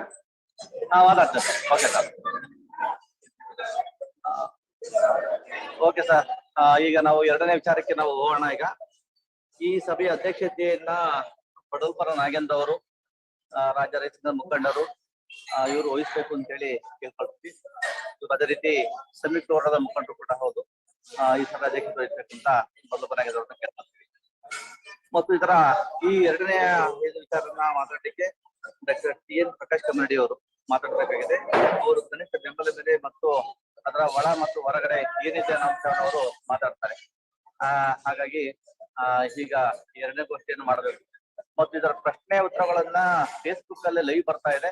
ದಯವಿಟ್ಟು ಎಲ್ಲರೂ ಕೂಡ ಅದನ್ನ ನೋಡಿ ಆ ಚರ್ಚೆಯಲ್ಲಿ ಭಾಗವಹಿಸಬೇಕು ಅಂತ ಹೇಳಿ, ಮತ್ತು ಅವ್ರು ಏನೇ ಅದು ಕೂಡ ಅಲ್ಲಿ ಇನ್ಬಾಕ್ಸ್ ಅಲ್ಲಿ ಹಾಕಿ ಆ ಚರ್ಚೆಯನ್ನ ನಾವು ಮುಂದುವರಿಸೋಣ. ಈಗ ಎರಡನೇ ಇದನ್ನ ನಡೆಸ್ಕೊಡ್ಬೇಕು ಅಂತ ಹೇಳಿ ಅಧ್ಯಕ್ಷತೆ ವಹಿಸುವಂತ ಬಡಗು ನಾಗೇಂದ್ರ ಅವ್ರನ್ನ ಕೇಳ್ಬೋದು. ಬಡಗಲ್ಪುರ ನಾಗೇಂದ್ರ ನೀವು ಅನ್ಮ್ಯೂಟ್ ಮಾಡ್ಕೋಬೇಕು. ಓಕೆ, ಮಾಡಿದೆ ಎಲ್ಲ ಗೋಷ್ಠಿಯಲ್ಲಿ ಎಲ್ಲರೂ ಭಾಗವಹಿಸಿರುವಂತ ಎಲ್ಲ ನನ್ನ ಹೋರಾಟಗಾರ ಮಿತ್ರರೇ ಮತ್ತು ಫೇಸ್ಬುಕ್ ಮುಖಾಂತರ ಇದನ್ನ ವೀಕ್ಷಣೆ ಮಾಡ್ತಾ ಇರುವಂತವ್ರು, ಪ್ರಶ್ನೆಗಳನ್ನ ಕೇಳ್ತಾ ಇರುವಂತವ್ರು, ಎಲ್ಲ ನನ್ನ ಸ್ನೇಹಿತರು ಹೋರಾಟ ಮಿತ್ರರಿಗೆ ನಮಸ್ಕಾರವನ್ನು ತಿಳಿಸ್ತಾ, ಈಗ ಮೊದಲನೇ ಗೋಷ್ಠಿ ಬಹಳ ಚೆನ್ನಾಗಿ ನಡೆದಿದೆ. ಅನುವಾದನೂ ಕೂಡ ಅಷ್ಟೇ ಸ್ಪಷ್ಟವಾಗಿ ಮಾಡಿದ್ದಾರೆ ನಮ್ಮ ಸ್ನೇಹಿತರು. ಈಗ ಎರಡನೇ ಗೋಷ್ಠಿಯಲ್ಲಿ ವಿಚಾರ ಮಂಡನೆ ನಮ್ಮ ಹೋರಾಟಗಾರರು ಜೊತೆಗೆ ಕೃಷಿ ಆರ್ಥಿಕ ತಜ್ಞರು ಮತ್ತೆ ಸಮಾಜವಾದಿ ಚಿಂತನೆಯನ್ನ ಮೈಗೂಡಿಸ್ಕೊಂಡಿರುವಂತ ನಮ್ಮೆಲ್ಲರ ಹೋರಾಟ ನಮ್ಮ ಪ್ರಕಾಶ್ ಕಮ್ಮಡಿ ಅವರು, ಡಾಕ್ಟರ್ ಆರೋಗ್ಯ ಸರಿ ಅನ್ನೋದು ಗೊತ್ತು. ಈ ನಡುವೆಯೂ ಕೂಡ ಅವರು ಕೊಟ್ಟಿರುವಂತ ವಿಚಾರವನ್ನ ಮಂಡನೆ ಮಾಡಕ್ ಬಂದಿದ್ದಾರೆ. ಅವ್ರಿಗೆ ಹೃತ್ಪೂರ್ವಕವಾಗಿ ಸಂಯುಕ್ತ ಹೋರಾಟದ ಪರವಾಗಿ ಅವ್ರನ್ನ ನಾನು ಎಲ್ಲರ ಪರವಾಗಿ ಸ್ವಾಗತ ಮಾಡ್ತಾ ಅವರು ವಿಚಾರನ್ನ ಮಂಡನೆ ಮಾಡಬೇಕು ಅಂತ ಹೇಳಿ ಅವ್ರನ್ನ ಕೇಳ್ತಾ ಇದ್ದೀನಿ. ನಮಸ್ಕಾರ. ಎಲ್ಲರಿಗೂ ನಮಸ್ಕಾರ. ನಾನು ವಿಚಾರಕ್ಕೆ ಬರಕ್ಕಿಂತ ಮೊದಲು ಮಾತಾಡಿದ ಕವಿತಾ ಕುರುಗಂದಿಯವರ ವಿಚಾರಗಳ ಮೇಲೆ ಒಂದು ನನ್ನ ಅಭಿಪ್ರಾಯ ಹೇಳಿ ಮುಂದೆ ಬಿಡ್ತೀನಿ. ಯಾಕೆಂದ್ರೆ ಅದಕ್ಕೂ ಅವರು ಮಾಡಿರತಕ್ಕಂತ ಮಂಡನೆ ಮತ್ತು ನಾನು ಮಾಡಬೇಕಾಗಿರತಕ್ಕಂಥ ವಿಚಾರ ಮಂಡನೆ ನೇರ ಸಂಬಂಧ ಇರೋದ್ರಿಂದ ನನ್ನ ದೃಷ್ಟಿಯಿಂದ WTO ಅನ್ನುವಂಥದ್ದು ಮುದಿ ಹೆಬ್ಬಾವು. ಯಾಕೆಂದ್ರೆ ಬಹಳ ಸಮಯ ಆಗಿದೆ, 1995ರಿಂದ ಬೈರತಕ್ಕಂಥ ಮುದಿ ಹೆಬ್ಬಾವು, ಮಲಗಿರತಕ್ಕಂತ ಹೆಬ್ಬಾವು. ನಮ್ಮ ಹೋರಾಟಗಾರರು ವಿಶ್ವದಾದ್ಯಂತ ಹೋರಾಟಗಾರರು ಈ ಹೆಬ್ಬಾವನ್ನು ಸಾಕಷ್ಟು ಹೊಡೆದು ದಾರಿಗೆ ತಂದಿದ್ದಾರೆ. ಇದು ಈಗ ಚರಿತ್ರಾರ್ಹ ಹೋರಾಟ ಮುಂದಿನ ಹಂತದಲ್ಲಿ ಈ ಮುದಿ ಹೆಬ್ಬಾವು ಅಷ್ಟೊಂದು ತೊಂದರೆ ಕೊಡುತ್ತೆ ಅನ್ನತಕ್ಕಂತ ಒಂದು ಆತಂಕ ನನಗಿಲ್ಲ. ಆದ್ರೆ ಹೊಸ ಹೆಬ್ಬಾವುಗಳು ಬರ್ಬೋದು. ಈಗ ಬಹುಶಃ ನಮ್ಮ ಮುಂದೆ RCEP ಅಂತ ಒಪ್ಪಂದ ಬರ್ಬೋದು, ರೀಜನಲ್ ಎಕನಾಮಿಕ್ ಕೋಆಪರೇಷನ್ ಅಂತೇಳಿ. ಇನ್ನೇನು ಈ ಜನವರಿ 1ರಿಂದ ಅನುಷ್ಠಾನಕ್ಕೆ ಬರಬೇಕಾಗಿತ್ತು, ಸ್ವಲ್ಪ ತಪ್ಪಿಸ್ಕೊಂಡಿದ್ವಿ. ಬೈಲಾಟರಲ್ ಒಪ್ಪಂದಗಳು ನಮಗೆ ತೊಂದರೆ ಕೊಡ್ಬೋದು. ಯಾಕೆಂದ್ರೆ ನಾವು ಮತ್ತು ಟ್ರಂಪ್ ಇದ್ದಿದ್ದೇ ಆಗಿದ್ದಲ್ಲಿ ನಮ್ಮ ಮೋದಿ ಅವರು ಟ್ರಂಪ್ ಅವರು ಸಾಕಷ್ಟು ಕೃಷಿ ಸಂಬಂಧ ಒಪ್ಪಂದ, ಬೈಲಾಟರಲ್ ದ್ವಿಪಕ್ಷೀಯ ಒಪ್ಪಂದಗಳು ಮಾಡಿದ್ವಿ. ಹಾಗಾಗಿ ಅಂತಾರಾಷ್ಟ್ರೀಯ ಒಪ್ಪಂದಗಳು ಅಡ್ಡ ಬಂದೇ ಬರ್ತವೆ, ಆದ್ರೆ ಅಷ್ಟೊಂದು ದೊಡ್ಡ ಪ್ರಮಾಣದಲ್ಲಿ. ಯಾಕೆಂದ್ರೆ ಚರಿತ್ರಾರ್ಹ ಹೋರಾಟ ಪಾರ್ಲಿಮೆಂಟ್ ಅನ್ನ ಮಣಿಸಿದಂತ ಹೋರಾಟದ ಮುಂದೆ ಇದು ಅಷ್ಟು ದೊಡ್ಡದಲ್ಲ ಅಂತ ನನ್ನ ಒಂದು ಅಭಿಪ್ರಾಯ. ಆದ್ರೂ ಕೂಡ ಈ ವಿಶ್ವ ವ್ಯಾಪಾರ ಒಪ್ಪಂದದ ಬಗ್ಗೆ ಒಂದು ಸಮಗ್ರ ತಾತ್ವಿಕ ನಿಲುವಿಗೆ ಬದ್ಧರಾಗಂತದ್ದು ಬಹಳ ಮುಖ್ಯ ಅನ್ಸುತ್ತೆ. ಯಾಕೆಂದ್ರೆ ಇವತ್ತಿನ ಸಭೆ ಸಂಯುಕ್ತ ಹೋರಾಟ ಕರ್ನಾಟಕ ಆಯೋಜಿಸಿರ್ತಕ್ಕಂಥದ್ದು. ಇವತ್ತಿನ ಸಭೆಗೆ ಬಂದಂತ ಎಲ್ಲರೂ ಕೂಡ ಬರಿದೇ ಏನು ಒಂದು ಸಭೆಗೋಸ್ಕರ ಬಂದವರು ಅಂತೆಲ್ಲ, ಹೋರಾಟ ಚಳುವಳಿಯ ಹಿನ್ನೆಲೆಯಿಂದ ಬಂದಂತವರು, ರಾಷ್ಟ್ರ ಮಟ್ಟದ ಹೋರಾಟದ ಸಹಭಾಗಿಗಳು ಆಗಿರೋದ್ರಿಂದ ಸಮಗ್ರವಾದಂತ ಒಂದು ತಾತ್ವಿಕ ನಿಲುವಿಗೆ ಬದ್ಧರಾಗಬೇಕು. ಯಾಕೆ WTO ವಿಚಾರದಲ್ಲಿ ನನ್ನ ಒಂದು ಸ್ಪಷ್ಟ ನಿಲುವು ಸ್ವಲ್ಪ ಓವರ್ ಜನರಲೈಸ್ಡ್ ಆಗಿರ್ಬೋದು. WTO ಅನ್ನುವಂಥದ್ದು ಒಂದು ವಾಣಿಜ್ಯ ಒಪ್ಪಂದ, ಮರ್ಚೆಂಟ್ಸ್, ಮಿಡ್ಲ್ಮನ್, ಮಾರ್ವಾಡಿಗಳ ಮಲ್ಟಿನ್ಯಾಷನಲ್ ಕಂಪನಿಗಳ ಒಪ್ಪಂದ. This is not A political agreement ಅಲ್ಲ, ರಾಜಕೀಯ ಒಡಂಬಡಿಕೆ ಅಲ್ಲ.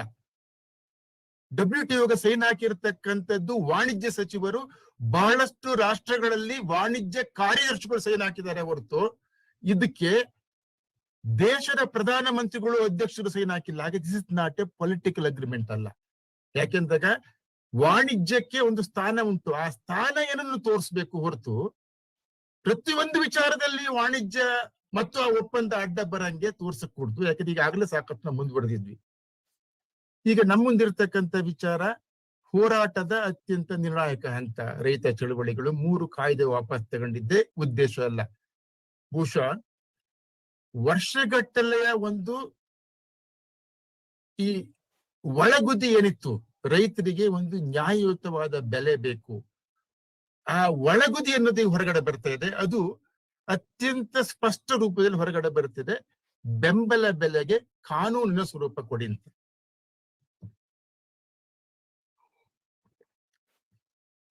ಎಗೈನ್ ಹೇಳ್ತೀನಲ್ಲ, ಬದಲಾವಣೆ ಬಯಸತಕ್ಕಂತ ನನ್ನ ಹೋರಾಟದ ಮಿತ್ರರು ಇಲ್ಲೂ ಕೂಡ ಸಮಗ್ರವಾದ ತಾತ್ವಿಕ ನಿಲುವನ್ನ ರೂಪಿಸಿಕೊಳ್ಳದೆ ಇದ್ದಲ್ಲಿ ಈ ಹೋರಾಟವನ್ನು ಕೂಡ ಮುಂದೆ ತಗೊಂಡೋಗಕ್ಕಾಗಲ್ಲ.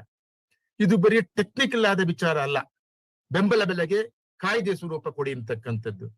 ದ ಲಾರ್ಜರ್ ಇಶ್ಯೂ ಅನ್ನೋಂಥದ್ದು ಬಹಳ ಮುಖ್ಯ.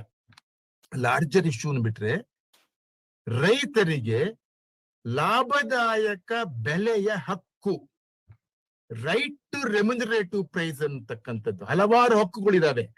ಆ ನ್ಯಾಯಯುತವಾದ ಬೆಲೆ ಯಾವುದಕ್ಕೆ? ರೈತಾಪಿ ವರ್ಗ ಈ ದೇಶಕ್ಕೆ ಕೊಟ್ಟಿರತಕ್ಕಂತ ಉತ್ಪನ್ನಗಳಿಗೆ. ರೈತಾಪಿ ವರ್ಗ ಈ ದೇಶಕ್ಕೆ ಯಾವ ಉತ್ಪನ್ನಗಳನ್ನು ಕೊಟ್ಟಿದೆ? ಅತ್ಯವಶ್ಯಕವಾದಂತ ಆಹಾರವನ್ನ ಕೊಟ್ಟಿದೆ. ತರಕಾರಿ, ಹಣ್ಣು, ಹಾಲನ್ನು ಕೊಟ್ಟು ಆಹಾರ ಭದ್ರತೆಗೆ ಅಪಾರ ಕಾಣಿಕೆ ನೀಡಿದಂತ ರೈತರು ತಾವು ಕೊಟ್ಟಂತ ಉತ್ಪನ್ನಗಳಿಗೆ ಕನಿಷ್ಠ ಲಾಭನಾದ್ರೂ ಸಿಗತಕ್ಕಂತ ಬೆಲೆ ಬೇಕು ಅನ್ನತಕ್ಕಂತ ಒಂದು ಕೂಗೇನಿದೆ, ಇದು ಬರಿದ ಬೇಡಿಕೆ ಅಲ್ಲ, ಇದು ಅತ್ಯಂತ ಪ್ರಬಲ ಹಕ್ಕೊತ್ತಾಯ ಅಂತ ನಾನು ಭಾವಿಸ್ತೀನಿ. ಇದು ಹಕ್ಕೊತ್ತಾಯ ರೂಪದಲ್ಲಿ ಬರಬೇಕು. ಹಕ್ಕಿನ ರೂಪದಲ್ಲಿ ನಾವು ಅರ್ಥ ಮಾಡ್ಕೊಂಡ್ರೆ ಮಾತ್ರ ಈ ಹೋರಾಟಕ್ಕೆ ಒಂದು ಸಮಗ್ರ ಅರ್ಥ ಬರುತ್ತೆ. ಅಷ್ಟೇ ಅಂತಲ್ಲ, ಇನ್ನು ಹಲವಾರು ವಿಫಲತೆಗಳು ಇದಾವೆ.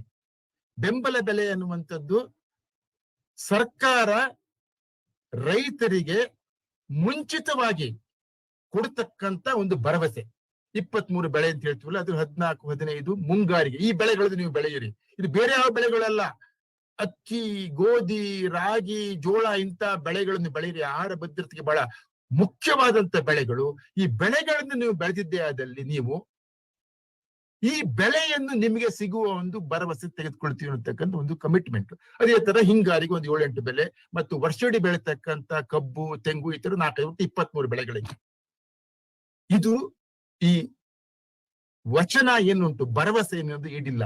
ಬಹುಶಃ ಇವತ್ತು ನಮ್ಮ ಮುಂದಿರ್ತಕ್ಕಂಥ ವಿಚಾರ ರೈತರ ನ್ಯಾಯಯುತವಾದ ಹಕ್ಕಿನ ಬೇಡಿಕೆ ಮಾತ್ರ ಅಂತಲ್ಲ, ಈ ದೇಶ ಸ್ವತಂತ್ರ ದೇಶ ಮಾಡಿರತಕ್ಕಂತ ಅತ್ಯಂತ ಘೋರ ವಚನ ಭ್ರಷ್ಟತೆಯನ್ನು ಇವತ್ತು ತೋರಿಸ್ತಕ್ಕಂಥದ್ದು. ಸರ್ಕಾರವೇ ಹೇಳಿರ್ತಕ್ಕಂಥದ್ದು ಅದನ್ನು ಬೆಳೀರಿ, ದೇಶಕ್ಕೆ ಅಗತ್ಯವಾದಂತ ಆಹಾರ, ತರಕಾರಿ, ಹಣ್ಣು, ಹಾಲು ಬೆಳೆದಿದ್ದೇ ಆದಲ್ಲಿ ಈ ಕನಿಷ್ಠ ಬೆಲೆಯನ್ನು ಕೊಡ್ತೀನಿ ಹೇಳ್ತಕ್ಕಂತ ಒಂದು ಬೃಹತ್ ವಚನ ಭ್ರಷ್ಟತೆ ಏನಾಗಿದೆ, ಬ್ರೀಚ್ ಆಫ್ ಪ್ರಾಮಿಸ್ ಏನುಂಟು, ಅದನ್ನು ಜ್ಞಾಪಿಸ್ತಕ್ಕಂತ ಈ ಒಂದು ವಿಚಾರ. ಹಾಗಿರ್ಬೇಕಾದ್ರೆ ಇವೆಲ್ಲ ಹಿನ್ನೆಲೆಯಲ್ಲಿ ನಾವಿವತ್ತು ಬೆಂಬಲ ಬೆಲೆಗೆ ಕಾಯ್ದೆಯ ಸ್ವರೂಪವನ್ನು ನಾವು ಕೊಡಕ್ಕೆ ಇಷ್ಟಪಡ್ತೀವಿ. ಕಾಯ್ದೆಯ ಸ್ವರೂಪ ಬೇಕು ಅಂತ ಕೇಳ್ತಾ ಇದ್ವಿ. ಇಲ್ಲಿ 2 ವಿಚಾರಗಳು ಇದ್ದಾವೆ. ರೈತರ ಆದಾಯ ಭದ್ರತೆ ಇಲ್ಲಿ ಬಹಳ ಮುಖ್ಯವಾಗಿರತಕ್ಕಂಥದ್ದು. ಆದಾಯದ ವಿಚಾರದಲ್ಲಿ ಬೆಲೆ ಅನ್ನೋದು ಬಹಳ ಸೂಕ್ಷ್ಮ ಮತ್ತೊಂದು ಪ್ರಖರವಾದಂತ ಸಾಧನ. ಅದು ಇವತ್ತಿಗೆ ಮುನ್ನೆಲೆ ಬಂದಿದೆ. ರೈತರ ಆದಾಯ ಭದ್ರತೆ, ರೈತರಿಗೆ ಬೆಂಬಲ ಬೆಲೆ ಕೊಡಿ ಅನ್ನೋದು ಬರೀ ರೈತರಿಗೆ ಸಹಾಯ ಮಾಡತಕ್ಕಂತ ಒಂದು ಕ್ರಮ ಅಲ್ಲ. ಅದರ ಹಿಂದೆ ನಾನು ಹೇಳಿದಾಗೆ ಆಹಾರ ಭದ್ರತೆ ಇದೆ. ಬರೀ ಆಹಾರ ಭದ್ರತೆ ಮಾತ್ರ ಅಂತಲ್ಲ, ದೇಶ ಇವತ್ತು ತೀವ್ರ ಹಸುವಿನಲ್ಲೇ ಇದೆ. ಇನ್ನು ಹಸುವಿನ ಇಂಡೆಕ್ಸ್ ತಗೊಂಡ್ರೆ ಬಹುಶಃ ನಾವು ಪಾಕಿಸ್ತಾನ, ಬಾಂಗ್ಲಾಕ್ಕಿಂತ ಹಿಂದಿದ್ವಿ. ಅಪೌಷ್ಟಿಕತೆ ವಿಚಾರದಲ್ಲಿ ದೇಶದ ಅರ್ಧ ಭಾಗ 5 ವರ್ಷದ ಮಕ್ಕಳು, ದೇಶದ ಅರ್ಧಕ್ಕಿಂತ ಹೆಚ್ಚು ಭಾಗ ತಾಯಂದಿರು ಇವತ್ತು ತೀವ್ರ ಅಪೌಷ್ಟಿಕತೆ ಬೆಳೆದಿದ್ದಾರೆ. ಹಾಗಾಗಿ ಅಪೌಷ್ಟಿಕತೆ, ಆದಾಯ ಭದ್ರತೆ ಮತ್ತು ರೈತರ ಆರ್ಥಿಕ ಭದ್ರತೆಗಳು ಎಲ್ಲ ಕೂಡಿಕೊಂಡಿರತಕ್ಕಂತ ವಿಚಾರ ಇವತ್ತು ಬೆಂಬಲ ಬೆಲೆಗೆ ಖಾತ್ರಿ ವಿಚಾರ. ಇದನ್ನೇ ಬಹುಶಃ WTO ಒಂದು ಭಾಷೆಯಲ್ಲಿ ಮಾತಾಡೋದು ಅಂತಾದಲ್ಲಿ ಈ ವಿಚಾರದಲ್ಲಿ 2 ಪ್ರಮುಖ ವಿಫಲತೆ ಆಗಿದೆ. ನಾನು ಹೇಳಿದೆ ಸರ್ಕಾರದ ವಿಫಲತೆ, ಗೌರ್ಮೆಂಟ್ ಫೇಲ್ಯೂರ್ ಆಗಿದೆ. ಸರ್ಕಾರ ಇದನ್ನ ಈಡೇರಿಸಿಲ್ಲ. ಬೆಂಬಲ ಬೆಲೆಯನ್ನು ಕೂಡ ಇವತ್ತು ಸಿಕ್ಕಿಲ್ಲ ಬಹುತೇಕ. ಜೊತೆಗೆ ಮಾರ್ಕೆಟ್ ಫೇಲ್ಯೂರ್ ಉಂಟು. ಯಾಕೆಂದ್ರೆ WTO ಅನ್ನುವುದು ಮುಕ್ತ ಮಾರುಕಟ್ಟೆ, ಸ್ಪರ್ಧಾತ್ಮಕ ಮಾರುಕಟ್ಟೆ ಅಂತ ಹೇಳ್ತಿರಲ್ಲ, ಆ ಮಾರುಕಟ್ಟೆಯಲ್ಲೂ ಕೂಡ ಇವತ್ತು ಸಿಕ್ಕಿಲ್ಲ. 2 ರೀತಿಯ ಮಾರುಕಟ್ಟೆಯ ವಿಫಲತೆ ಮತ್ತು ಸರ್ಕಾರದ ವಿಫಲತೆಗಳೆಲ್ಲ ಒಟ್ಟುಗೂಡ್ಕೊಂಡು ಇವತ್ತು ಸ್ಪಷ್ಟ ಕೂಗಾಗಿ ಬಂದಿದೆ. ಈ ಕೂಗಿಗೆ ಹಿಂದೆಂದಿಗಿಂತಲೂ ಹೆಚ್ಚು ಬಲ ಉಂಟು. ಯಾಕಂದಾಗ ರೈತ ಹೋರಾಟ ಚಾರಿತ್ರಿಕ ಹಂತ ಬಂದಿರ್ತಂತ ಈ ಎಲ್ಲ ಹಿನ್ನೆಲೆಯಲ್ಲಿ ನಾವು ಬೆಂಬಲ ಬೆಲೆಗೆ ಕಾನೂನಿನ ಸ್ವರೂಪ ಅನ್ನೋದನ್ನು ಮುಂದಿಡ್ತಾ ಇದ್ವಿ. ಕವಿತಾ ಅವರು ಜಾಪಿಸಿದ ಹಾಗೆ ನನ್ನ ಒಂದು ಅವಧಿಯಲ್ಲಿ ಒಂದು ಸಣ್ಣದಾದಂತ ಪ್ರಯತ್ನ ಮಾಡಿದ್ವಿ. ಈ ಬೆಂಬಲ ಬೆಲೆಗೆ ಕಾನೂನು ಸ್ವರೂಪ ಅನ್ನುವಂಥದ್ದನ್ನ ಒಂದು ಆಪರೇಷನಲ್ ರಿಯಾಲಿಟಿ, ಬರೀದೆ ಒಂದು ಘೋಷಣೆ ಅಲ್ಲ, ಯಾವ ರೀತಿ ಕಾರ್ಯರೂಪಕ್ಕೆ ತರಬಹುದು, ಯಾವ ರೀತಿ ಕಾರ್ಯರೂಪಕ್ಕೆ ತರಬೇಕಾದಾಗ ಅದರ ಸಾಧಕ ಬಾಧಕಗಳು ಎಲ್ಲವನ್ನು ಸ್ವಲ್ಪ ನಾವು ಸಮಗ್ರವಾಗಿ ಅಧ್ಯಯನ ಮಾಡಿ ಒಂದು 2018ರಲ್ಲಿ ವರದಿ ಇಟ್ಟಿದ್ವಿ. ಈ ವರದಿ ಬಹಳಷ್ಟು ರಾಜ್ಯ ಮಟ್ಟದಲ್ಲಿ ಮಾತ್ರ ಅಂತಲ್ಲ, ಪಂಜಾಬ್ ಸರ್ಕಾರದಿಂದ ಹಿಡಿದು ಕೇರಳ ಸರ್ಕಾರಗಳು ಕೂಡ ಅಧಿಕೃತವಾಗಿ ಈ ವರದಿಯ ಒಂದು ಕೆಲವೊಂದು ಅಭಿಪ್ರಾಯವನ್ನು ಪಡ್ಕೊಂಡಿದ್ದಾರೆ. ಈ ಹಿನ್ನೆಲೆಯಲ್ಲಿ ನಾನು ಮುಂದಿಡ್ತಾ ಇದ್ದೀನಿ. ಒಂದು ನಾನು ಹೇಳ್ತಕ್ಕಂತ ವಿಚಾರ ಮತ್ತು ಕೊಡ್ತಕ್ಕಂತ ಅಂಕಿ ಅಂಶಗಳೆಲ್ಲ ಅಧಿಕೃತವಾಗಿ ನಾನು ಸರ್ಕಾರದ ಮುಂದೆ ಇಟ್ಟಿದ್ದಾರೆ. ಎಷ್ಟೊಂದು ಪರಿಣಾಮ ಬೀರಿದೆ ಗೊತ್ತಿಲ್ಲ, ಆದ್ರೂ ಕೂಡ ಸರ್ಕಾರದ ಮುಂದೆ ಅಧಿಕೃತವಾಗಿ ಇಟ್ಟಿರತಕ್ಕಂಥದ್ದು. ನನ್ನ ದೃಷ್ಟಿಯಿಂದ ಬೆಂಬಲ ಬೆಲೆಗೆ ಕಾನೂನಿನ ಸ್ವರೂಪ ಬೇಕು ಮಾತ್ರ ಅಂತಲ್ಲ, ಸಾಧ್ಯವೂ ಕೂಡ. ಅವರೇ ಹೇಳಿದಾಗೆ ಕಬ್ಬಿಗೆ ಆಲ್ರೆಡಿ ಉಂಟು. ಕಬ್ಬಿಗೆ ಇರ್ತಕ್ಕಂಥದ್ದು ಕನಿಷ್ಠ ಬೆಂಬಲ ಅಲ್ಲ. ಹಿಂದೆ SMP ಅಂತಿತ್ತು, ಸ್ಟ್ಯಾಚ್ಯುಟರಿ ಮಿನಿಮಮ್ ಪ್ರೈಸ್ ಅಂತಿತ್ತು. ಈಗ ಫೈರ್ ಅಂಡ್ ರೆಮ್ಯುನರೇಟಿವ್ ಪ್ರೈಸ್ ಇದೆ. ಅಂದ್ರೆ ಕಬ್ಬನ್ನ ಆ ಕೇಂದ್ರ ಸರ್ಕಾರ ಮಾಡಿರೋ ಘೋಷಣೆಗಿಂತ ಕಡಿಮೆ ಖರೀದಿ ಮಾಡುವ ಅವಕಾಶ ಇಲ್ವೇ ಇಲ್ಲ. ಕಾನೂನಿನ ರಕ್ಷಣೆ ಇದೆ ಕಬ್ಬಿಗೆ ಶಾಸನಗಳಿದ್ದಾವೆ. ಮಹಾರಾಷ್ಟ್ರ ಸರ್ಕಾರ ಈ ಒಂದು ಸಣ್ಣ ಪ್ರಯತ್ನವನ್ನು ಕೂಡ ಮಾಡಿತ್ತು, 2004ರಲ್ಲಿ ಕಾಣುತ್ತೆ ಮಾಡಿತ್ತು. ಎಲ್ಲಕ್ಕಿಂತ ಮುಖ್ಯವಾಗಿ ಈ ವಿಚಾರ, ಯಾಕೆಂದಾಗ ಈ ವಿಚಾರ ಕಾರ್ಯಸಾಧು ಆಗ್ಬೇಕು ಅಂತ ಆದಾಗ ಸರ್ಕಾರ ಈಗ ಒಂದು ಕಮಿಟ್ ಮಾಡಿದೆ, ಒಂದು ಸಮಿತಿ ಮಾಡ್ಬೇಕು ಅಂತ ಹೇಳಿದೆ. ಯಾಕಂದ್ರೆ ಒಟ್ಟಾರೆ ನಮಗೆ ಹೋರಾಟದ ಫಲ ಅಂದ್ಬಿಟ್ಟು ರೈತರಿಗೆ ಉಪಯೋಗ ಆಗ್ಬೇಕು ಅಂತ ಆದಲ್ಲಿ ಸರ್ಕಾರದ ಮನಸ್ಥಿತಿನೂ ಕೂಡ ಇದಕ್ಕೆ ಸಂಪೂರ್ಣ ವಿರುದ್ಧವಾಗಿಲ್ಲ. ಈ ನೀತಿ ಆಯೋಗದಲ್ಲಿ ರಿಸರ್ವ್ ಪ್ರೈಸ್ ಅನ್ನ ಒಂದು ಕಲ್ಪನೆ ಇಟ್ಟಿದ್ದಾರೆ. ಇದು ಒಪ್ಕೊಂಡಿದ್ದಾರೆ. ಹೌದು, ಎಲ್ಲ ಉತ್ಪಾದಕರಿಗೆ ತಮ್ಮ ಬೆಲೆಯನ್ನು ಕೋಟ್ ಮಾಡತಕ್ಕಂಥದ್ದು. ಎಲ್ಲ ಉತ್ಪಾದಕರೇನು IPL ಅಂತ ಆದಾಗ ವಿಶ್ವದ ಅಗ್ರಮಾನ್ಯ ಆಟಗಾರಲ್ಲ ನನ್ನ ಬೆಲೆ ಕನಿಷ್ಠ ಎಷ್ಟು ಅಂತ ಹೇಳ್ಬೇಕು ಅಂತ ಆದಾಗ ರೈತರ ಉತ್ಪನ್ನಗಳಿಗೆ ರೈತರು ತಾವು ಬೆಳೆದಿದ್ದಕ್ಕೆ ತಮ್ಮ ಕನಿಷ್ಠ ಬೆಲೆಯನ್ನು ಕೊಟ್ಟು ಸರ್ಕಾರಿ ಸವಾಲು ಅಂತ ಹೇಳ್ತೀವಲ್ಲ, ರಿಸರ್ವ್ ಪ್ರೈಸ್ ಅನ್ನ ಕಾನ್ಸೆಪ್ಟ್ ಅನ್ನ ಕೂಡ ನೀತಿ ಆಯೋಗದಲ್ಲೂ ಮತ್ತು ಈ doubling of the farming income ಅಲ್ಲೂ ಕೂಡ ಬಂದಿದೆ. ಬಟ್ ಆ ರಿಸರ್ವ್ ಪ್ರೈಸ್ ಬಿಟ್ಟು MSP ಅಲ್ಲ, ಇನ್ನು ಕಡಿಮೆ ಇರ್ತಕ್ಕೆ ಏನಿಯೋ ಈ ಸಾಧ್ಯತೆ ನಾನು ವಿಚಾರ ಬರಕ್ಕೆ ಅಂತ ಆದಲ್ಲಿ ಖಂಡಿತ ಸಾಧ್ಯತೆ ಇದೆ. ಆದ್ರೆ ಒಂದು ನಾನು ಸ್ಪಷ್ಟಪಡಿಸ್ತೀನಿ. ನಾನು ಈಗ ತಾನೇ ಕೋವಿಡ್ ಇಂದ ನಾನು ರಿಕವರಿ ಆಗ್ತೀನಿ, ಸ್ವಲ್ಪ ಓರಲ್ ಡಿಹೈಡ್ರೇಷನ್ ಆಗ್ತಾ ಇದೆ. ಬೆಂಬಲ ಬೆಲೆಗೆ ಕಾನೂನಿನ ಸ್ವರೂಪ ಅನ್ನುವಂಥದ್ದು ಒಂದು ನೆಸೆಸರಿ ಕಂಡೀಷನ್, ಆದರೆ ಸಫಿಷಿಯಂಟ್ ಕಂಡೀಷನ್ ಅಲ್ಲ. ಅಂದ್ರೆ ಇದು ಒಂದು ಅಗತ್ಯವಾದಂತ ಒಂದು ಅಂಶ ಹೊರತು ಇದರಿಂದ ಸಂಪೂರ್ಣ ಪರಿಪೂರ್ಣ ಅಂಶ ಆಗೋಗ್ಬಿಡ್ತವೆ, ಇದರಿಂದನೇ ಸಂಪೂರ್ಣ ರೈತರಿಗೆ ನ್ಯಾಯ ಸಿಕ್ಕತ್ತೆ ಅಂತನಲ್ಲ. ಈ ನೆಸೆಸರಿ ಕಂಡೀಷನ್ ಅನ್ನುವಂಥದ್ದು ರೈತರಿಗೆ ಬೆಂಬಲ ಬೆಲೆಯನ್ನು ಬರಬೇಕು ಅಂತಾದಾಗ ರಾಜ್ಯ ಸರ್ಕಾರದಿಂದ ಬರ್ಬೇಕಾ ಮತ್ತು ಕೇಂದ್ರ ಸರ್ಕಾರ ತರಬೇಕಾ ಅನ್ನತಕ್ಕಂಥ ಪ್ರಮುಖ ವಿಚಾರವನ್ನು ನಾವು ಎತ್ಕೊಂಡಿದ್ವಿ. ಇದನ್ನು ಅನುಷ್ಠಾನಗೊಳಿಸ್ತಕ್ಕಂಥ ಜವಾಬ್ದಾರಿ ರಾಜ್ಯ ಸರ್ಕಾರ, ಮಹಾರಾಷ್ಟ್ರ ಸರ್ಕಾರ ಅಂತಂತು APMCಗೆ ಬದಲಾವಣೆ ತಂತು. APMC ಅಷ್ಟೇ ಮಾಡಿರ್ತಕ್ಕಂಥದ್ದು. APMCಯಲ್ಲಿ ಅದಕ್ಕಿಂತ ಕಡಿಮೆ ಬೆಲೆಯಲ್ಲಿ ಮಾರಾಟ ಆಗದ್ದು ಅಂತ ಅದಲ್ಲಿ ವ್ಯಾಪಾರಸ್ಥರಿಗೆ ಮಾತ್ರ ಅಂತಲ್ಲ, ಮಾರಾಟಕ್ಕೆ ಅವಕಾಶ ಮಾಡಿಕೊಟ್ಟಂತ APMC ಸೆಕ್ರೆಟರಿಗಳನ್ನು ಕೂಡ ನೀವು ಒಂದು ಕಾನೂನಿನ ವ್ಯಾಪ್ತಿಗೆ ತರತಕ್ಕಂಥದ್ದು. ಆದ್ರೆ ಒಂದು ರಾಜ್ಯ ತಂದಿದ್ದೇ ಆದಲ್ಲಿ ಟ್ರೇಡರ್ಸ್ ಮತ್ತೆ ನಿಮ್ಮಲ್ಲಿ ಇದೇ ಬೆಲೆಗೆ ಖರೀದಿ ಮಾಡಬೇಕು ಅಂತ ಕಾಯ್ದೆ ತಂದ್ರ ನಾವು ಮತ್ತೊಂದು ರಾಜ್ಯಕ್ಕೆ ಹೋಗಿ ತರ್ತೀವಿ. ಹಾಗಾಗಿ ಇದು ರಾಜ್ಯ ಮಟ್ಟ ಮತ್ತು ರಾಷ್ಟ್ರ ಮಟ್ಟದಲ್ಲಿ ಆಗ್ಬೇಕು ಅಂತ ಆಗಿರೋದ್ರಿಂದ ನಮ್ಮ ಒಂದು ಪ್ರಪೋಸಲ್ APMCಗೆ ಮತ್ತು ಎಸೆನ್ಷಿಯಲ್ ಕಮಾಡಿಟಿ ಆಕ್ಟಿವ್ ಎರಡಕ್ಕೂ ಕೂಡ ಕೆಲವೊಂದು ಕ್ಲಾಸ್ ಅನ್ನು ಹೇಳಿದ್ವಿ. ತಂದುಬಿಟ್ಟು ಅದಕ್ಕಿಂತ ಕಡಿಮೆ ಮಾರಾಟನೇ ಆಗಲಿಕ್ಕೆ ಕೂಡುದು. ಬೆಂಬಲ ಬೆಲೆಕ್ಕಿಂತ ಯಾವುದಕ್ಕೆ ಬೆಂಬಲ ಬೆಲೆ ಇದೆ ಅದಕ್ಕೆ ಬೆಂಬಲ ಬೆಲೆ.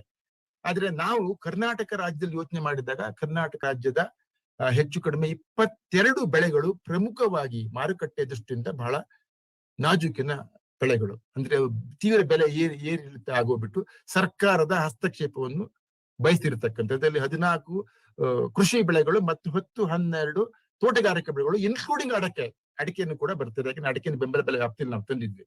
ಈ 22 ಬೆಳೆಗಳಿಗೆ ನಾವು ಯಾವುದಕ್ಕೆ ಬೆಂಬಲ ಬೆಲೆ ಇದೆ, ಬೆಂಬಲ ಬೆಲೆಯೇ ಕನಿಷ್ಠ ಬೆಂಬಲ ಬೆಲೆ ಮತ್ತು ಕಾನೂನಾತ್ಮಕ ಶಾಸನಾತ್ಮಕ ಬೆಲೆ ಅಂತ ಘೋಷಣೆ ಮಾಡಬೇಕು. ಯಾವುದಕ್ಕೆ ಇಲ್ಲ ನಾವು ಉತ್ಪಾದನೆ ವೆಚ್ಚ ಲೆಕ್ಕಾಚಾರ ಹಾಕಿದ್ವಿ. ನೀವು A1FL ಅನ್ನು ಯಾವ್ದಕ್ಕೆ ಬೇಕಂತ ಹೇಳಿ ನಾವು ಬಿಗಿನ್ ಬಿತ್ತು A1FL ಹಾಕಿ ನಮ್ಮ A1FL ಅನ್ನೋದು ಸಮರ್ಥವಾಗಿದೆ. ಈ 2 ರೀತಿಯ ನೀವು ಮಾಡಿ ಇದಕ್ಕೂ ಕಡಿಮೆ ರಾಜ್ಯದ ಯಾವ ಒಂದು APMCಗಳಲ್ಲೂ ಕೂಡ ವ್ಯಾಪಾರಸ್ಥರು ಖರೀದಿ ಮಾಡಬಾರ್ದು. ಯಾಕಂದ್ರೆ ನಾವು ಓನರ್ಸ್ ಇಟ್ಟಿರತಕ್ಕಂಥದ್ದು ವ್ಯಾಪಾರಸ್ಥ ಮೇಲೆ. ಇಲ್ಲ ಅನ್ಬಿಟ್ರೆ ವ್ಯಾಪಾರಸ್ಥರು ರೈತರ ಮೇಲೆ ತಿರುಗಿ ಬಿಡ್ಬೋದು, ಅವರೇ ಕೊಟ್ಬಿಟ್ರೆ ನಾನೇನ್ ಮಾಡಕ್ಕಾಗತ್ತೆ ಅಂತೇಳಿ. ಹಾಗಾಗಿ ವ್ಯಾಪಾರಸ್ಥರು ಕೊಳ್ಳಕೂಡದು. ಆದ್ರೆ ಇದು ರಾಷ್ಟ್ರ ಮಟ್ಟದ ವ್ಯಾಪ್ತಿ ಪಡ್ಕೊಂಡಾಗ ಕವಿತಾ ಅವರೆಲ್ಲ ಇದ್ದಾರೆ. 2018ರಲ್ಲಿ 200ಕ್ಕೂ ಹೆಚ್ಚು ರೈತ ಸಂಘಟನೆಗಳು ಒಂದು ಪ್ರೈವೇಟ್ ಬಿಲ್ ಅನ್ನು ಇಟ್ಟಿದ್ದಾರೆ. ಅದು ರಾಷ್ಟ್ರ ಮಟ್ಟದಲ್ಲಿ ಒಂದು ಸಮಗ್ರ ಕಾಯ್ದೆ. ಯಾಕಂದ್ರೆ ಆ ಸಂದರ್ಭದಲ್ಲಿ ರಾಷ್ಟ್ರ ಮಟ್ಟದಲ್ಲಿ ಕಾಯ್ದೆಯ ಒಂದು ಕಲ್ಪನೆಗಳು ಸ್ಪಷ್ಟವಾಗಿ ಬಂದಿತ್ತು. ರಾಷ್ಟ್ರ ಮಟ್ಟದಲ್ಲಿ ಸಮಗ್ರ ಕಾಯ್ದೆ ತರಲಿ ಅಥವಾ ರಾಜ್ಯ ಮಟ್ಟದಲ್ಲಿ ರಾಜ್ಯ ರಾಷ್ಟ್ರ 2 ಮಟ್ಟಗಳು ಒಟ್ಟು ಸೇರಿ ತರಬೇಕಾಗಿದೆ, ಒಂದು ಅನುಮಾನವಿಲ್ಲ. ರಾಷ್ಟ್ರ ಮಟ್ಟದಲ್ಲಿ ತಂದಿರತಕ್ಕಂಥ ಕರಡು ಕಾಯ್ದೆ ಇನ್ನೂ ಕೂಡ ನಮ್ಮ ಮುಂದಿದೆ. ಒಂದು ಪ್ರೈವೇಟ್ ಏನಂತ ಹೇಳ್ತೀರಿ ಖಾಸಗಿ ಬಿಲ್ ಮುಂದಿದೆ.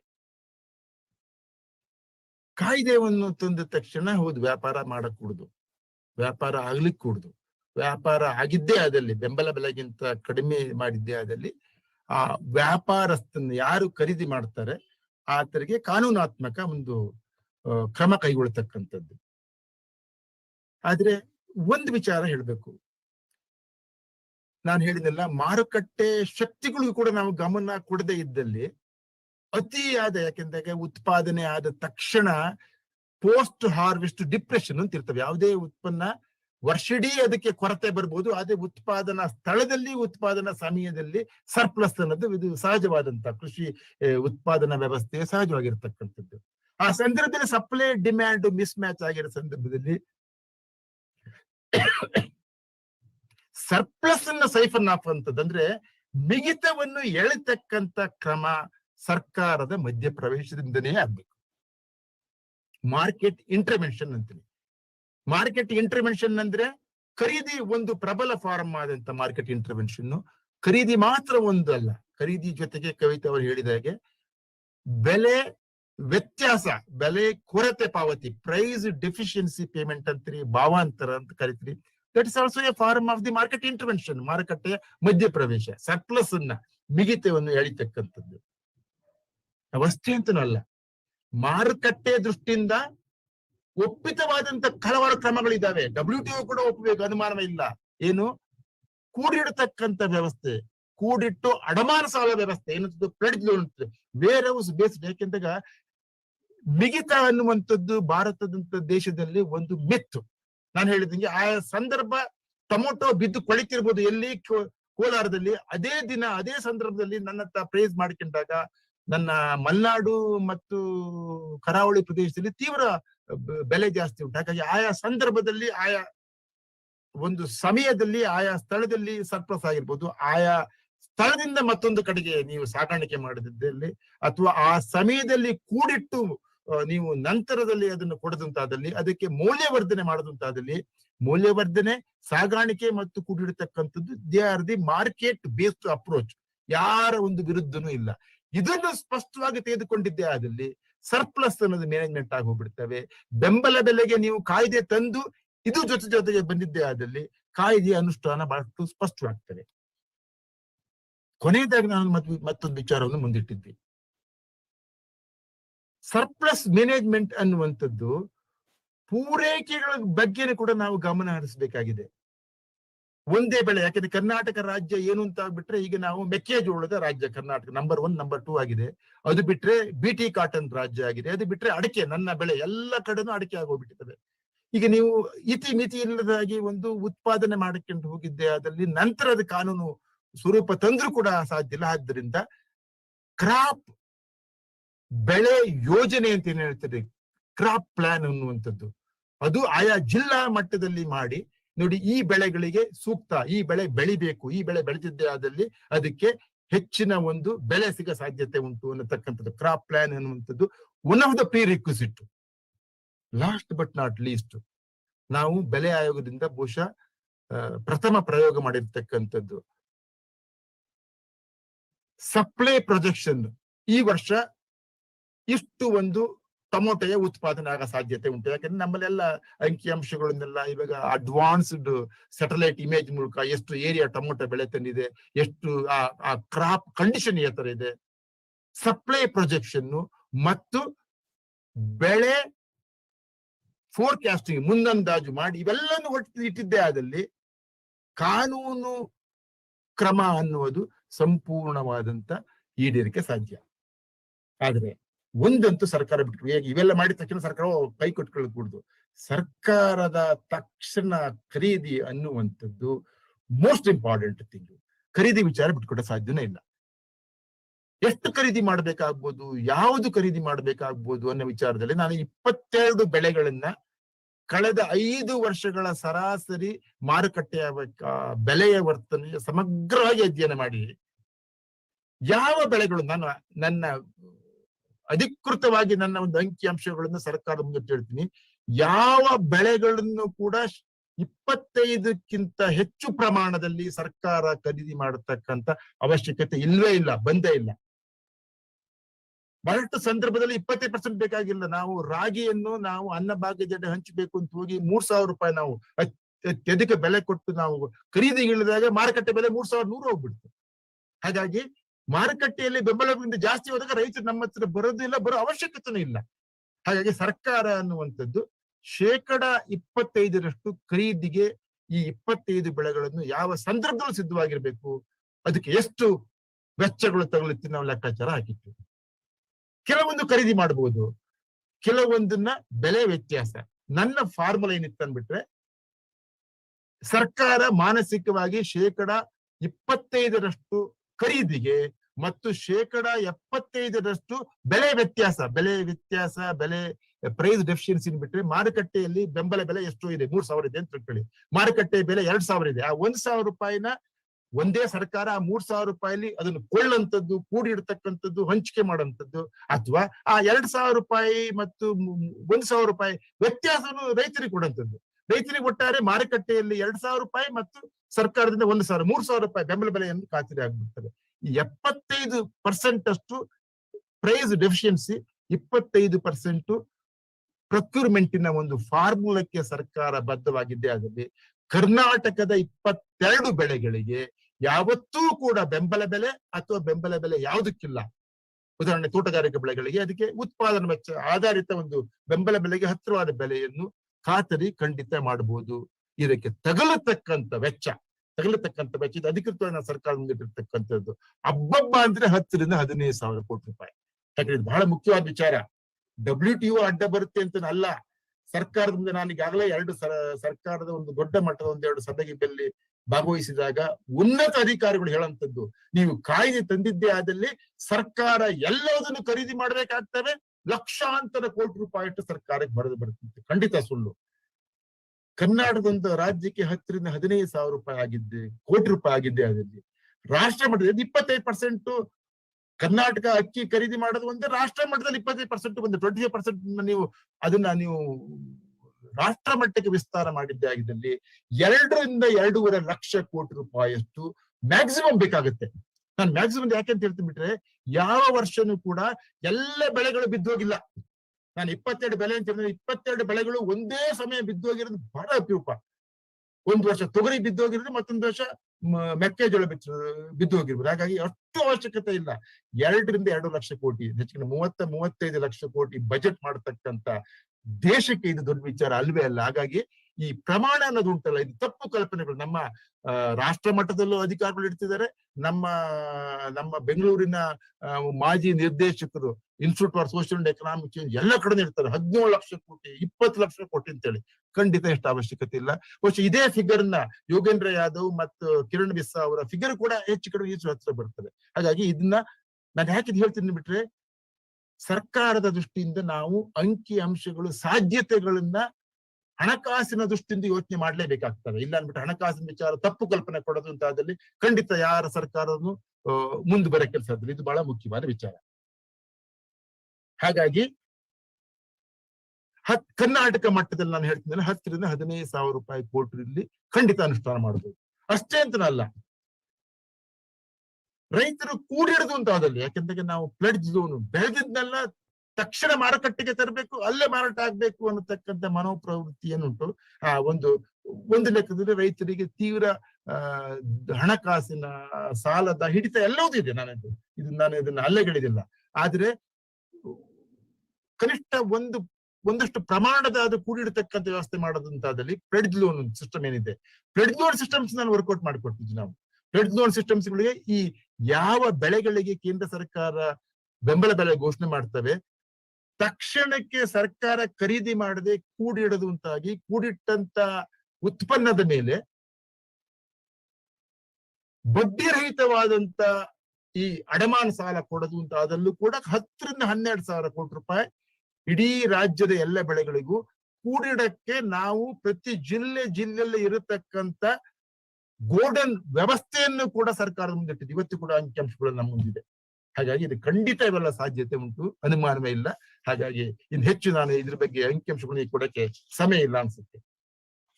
ಅದೇ ಬಹಳ ಮುಖ್ಯವಾದ ಪ್ರಶ್ನೆ ಬರ್ತದೆ. ನಾನು ಹೇಳಿದ್ನಲ್ಲ, ಖರೀದಿ ನಂತರ ಏನಾಗ್ಬೇಕು ಅನ್ನೋ ಪ್ರಶ್ನೆ ಬಹಳ ಮುಖ್ಯ. ಯಾಕಂದ್ರೆ ಬಹಳಷ್ಟು ಖರೀದಿ ಮಾಡಿರತಕ್ಕಂಥದ್ದು ಇಲ್ಲಿವರೆಗೂ ಕೂಡ ನನ್ನ ಪ್ರಕಾರ 2014ರಿಂದ ಅಂಕಿಅಂಶಗಳು ನೋಡಿದಂತಾದಲ್ಲಿ ಖರೀದಿ ಮಾಡಿಕೊಂಡು ಸರ್ಕಾರ ಕೈ ಸುಟ್ಕೊಂಡಿದೆ.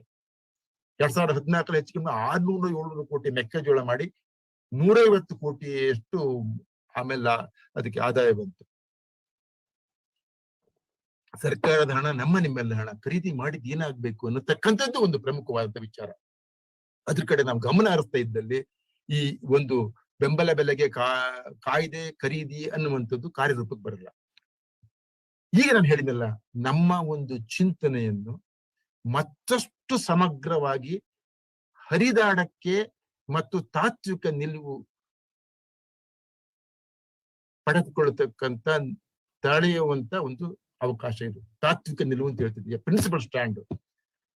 ಖರೀದಿಯ ಮುಂದಿನ ಹಂತ ನಾನು ಹಿಂದೆ ಹೇಳಿದ್ನಲ್ಲ, ರೈತರ ಆದಾಯ ಭದ್ರತೆ, ದೇಶದ ಜನರ ಕಡುಬಡರ ಆಹಾರ ಭದ್ರತೆಗೆ ತಳುಕು ಮಾಡಕ್ಕೆ ಹಂಚಿಕೆ ಅನ್ನುವಂಥದ್ದು, ಡಿಸ್ಟ್ರಿಬ್ಯೂಷನ್ ಅನ್ನುವಂಥದ್ದು, ಹಂಚಿಕೆ ಅನ್ನುವಂಥದ್ದು ಸಮಗ್ರ ಅರ್ಥವ್ಯಾಪ್ತಿ ಹೊಂದಿರತಕ್ಕಂಥದ್ದು.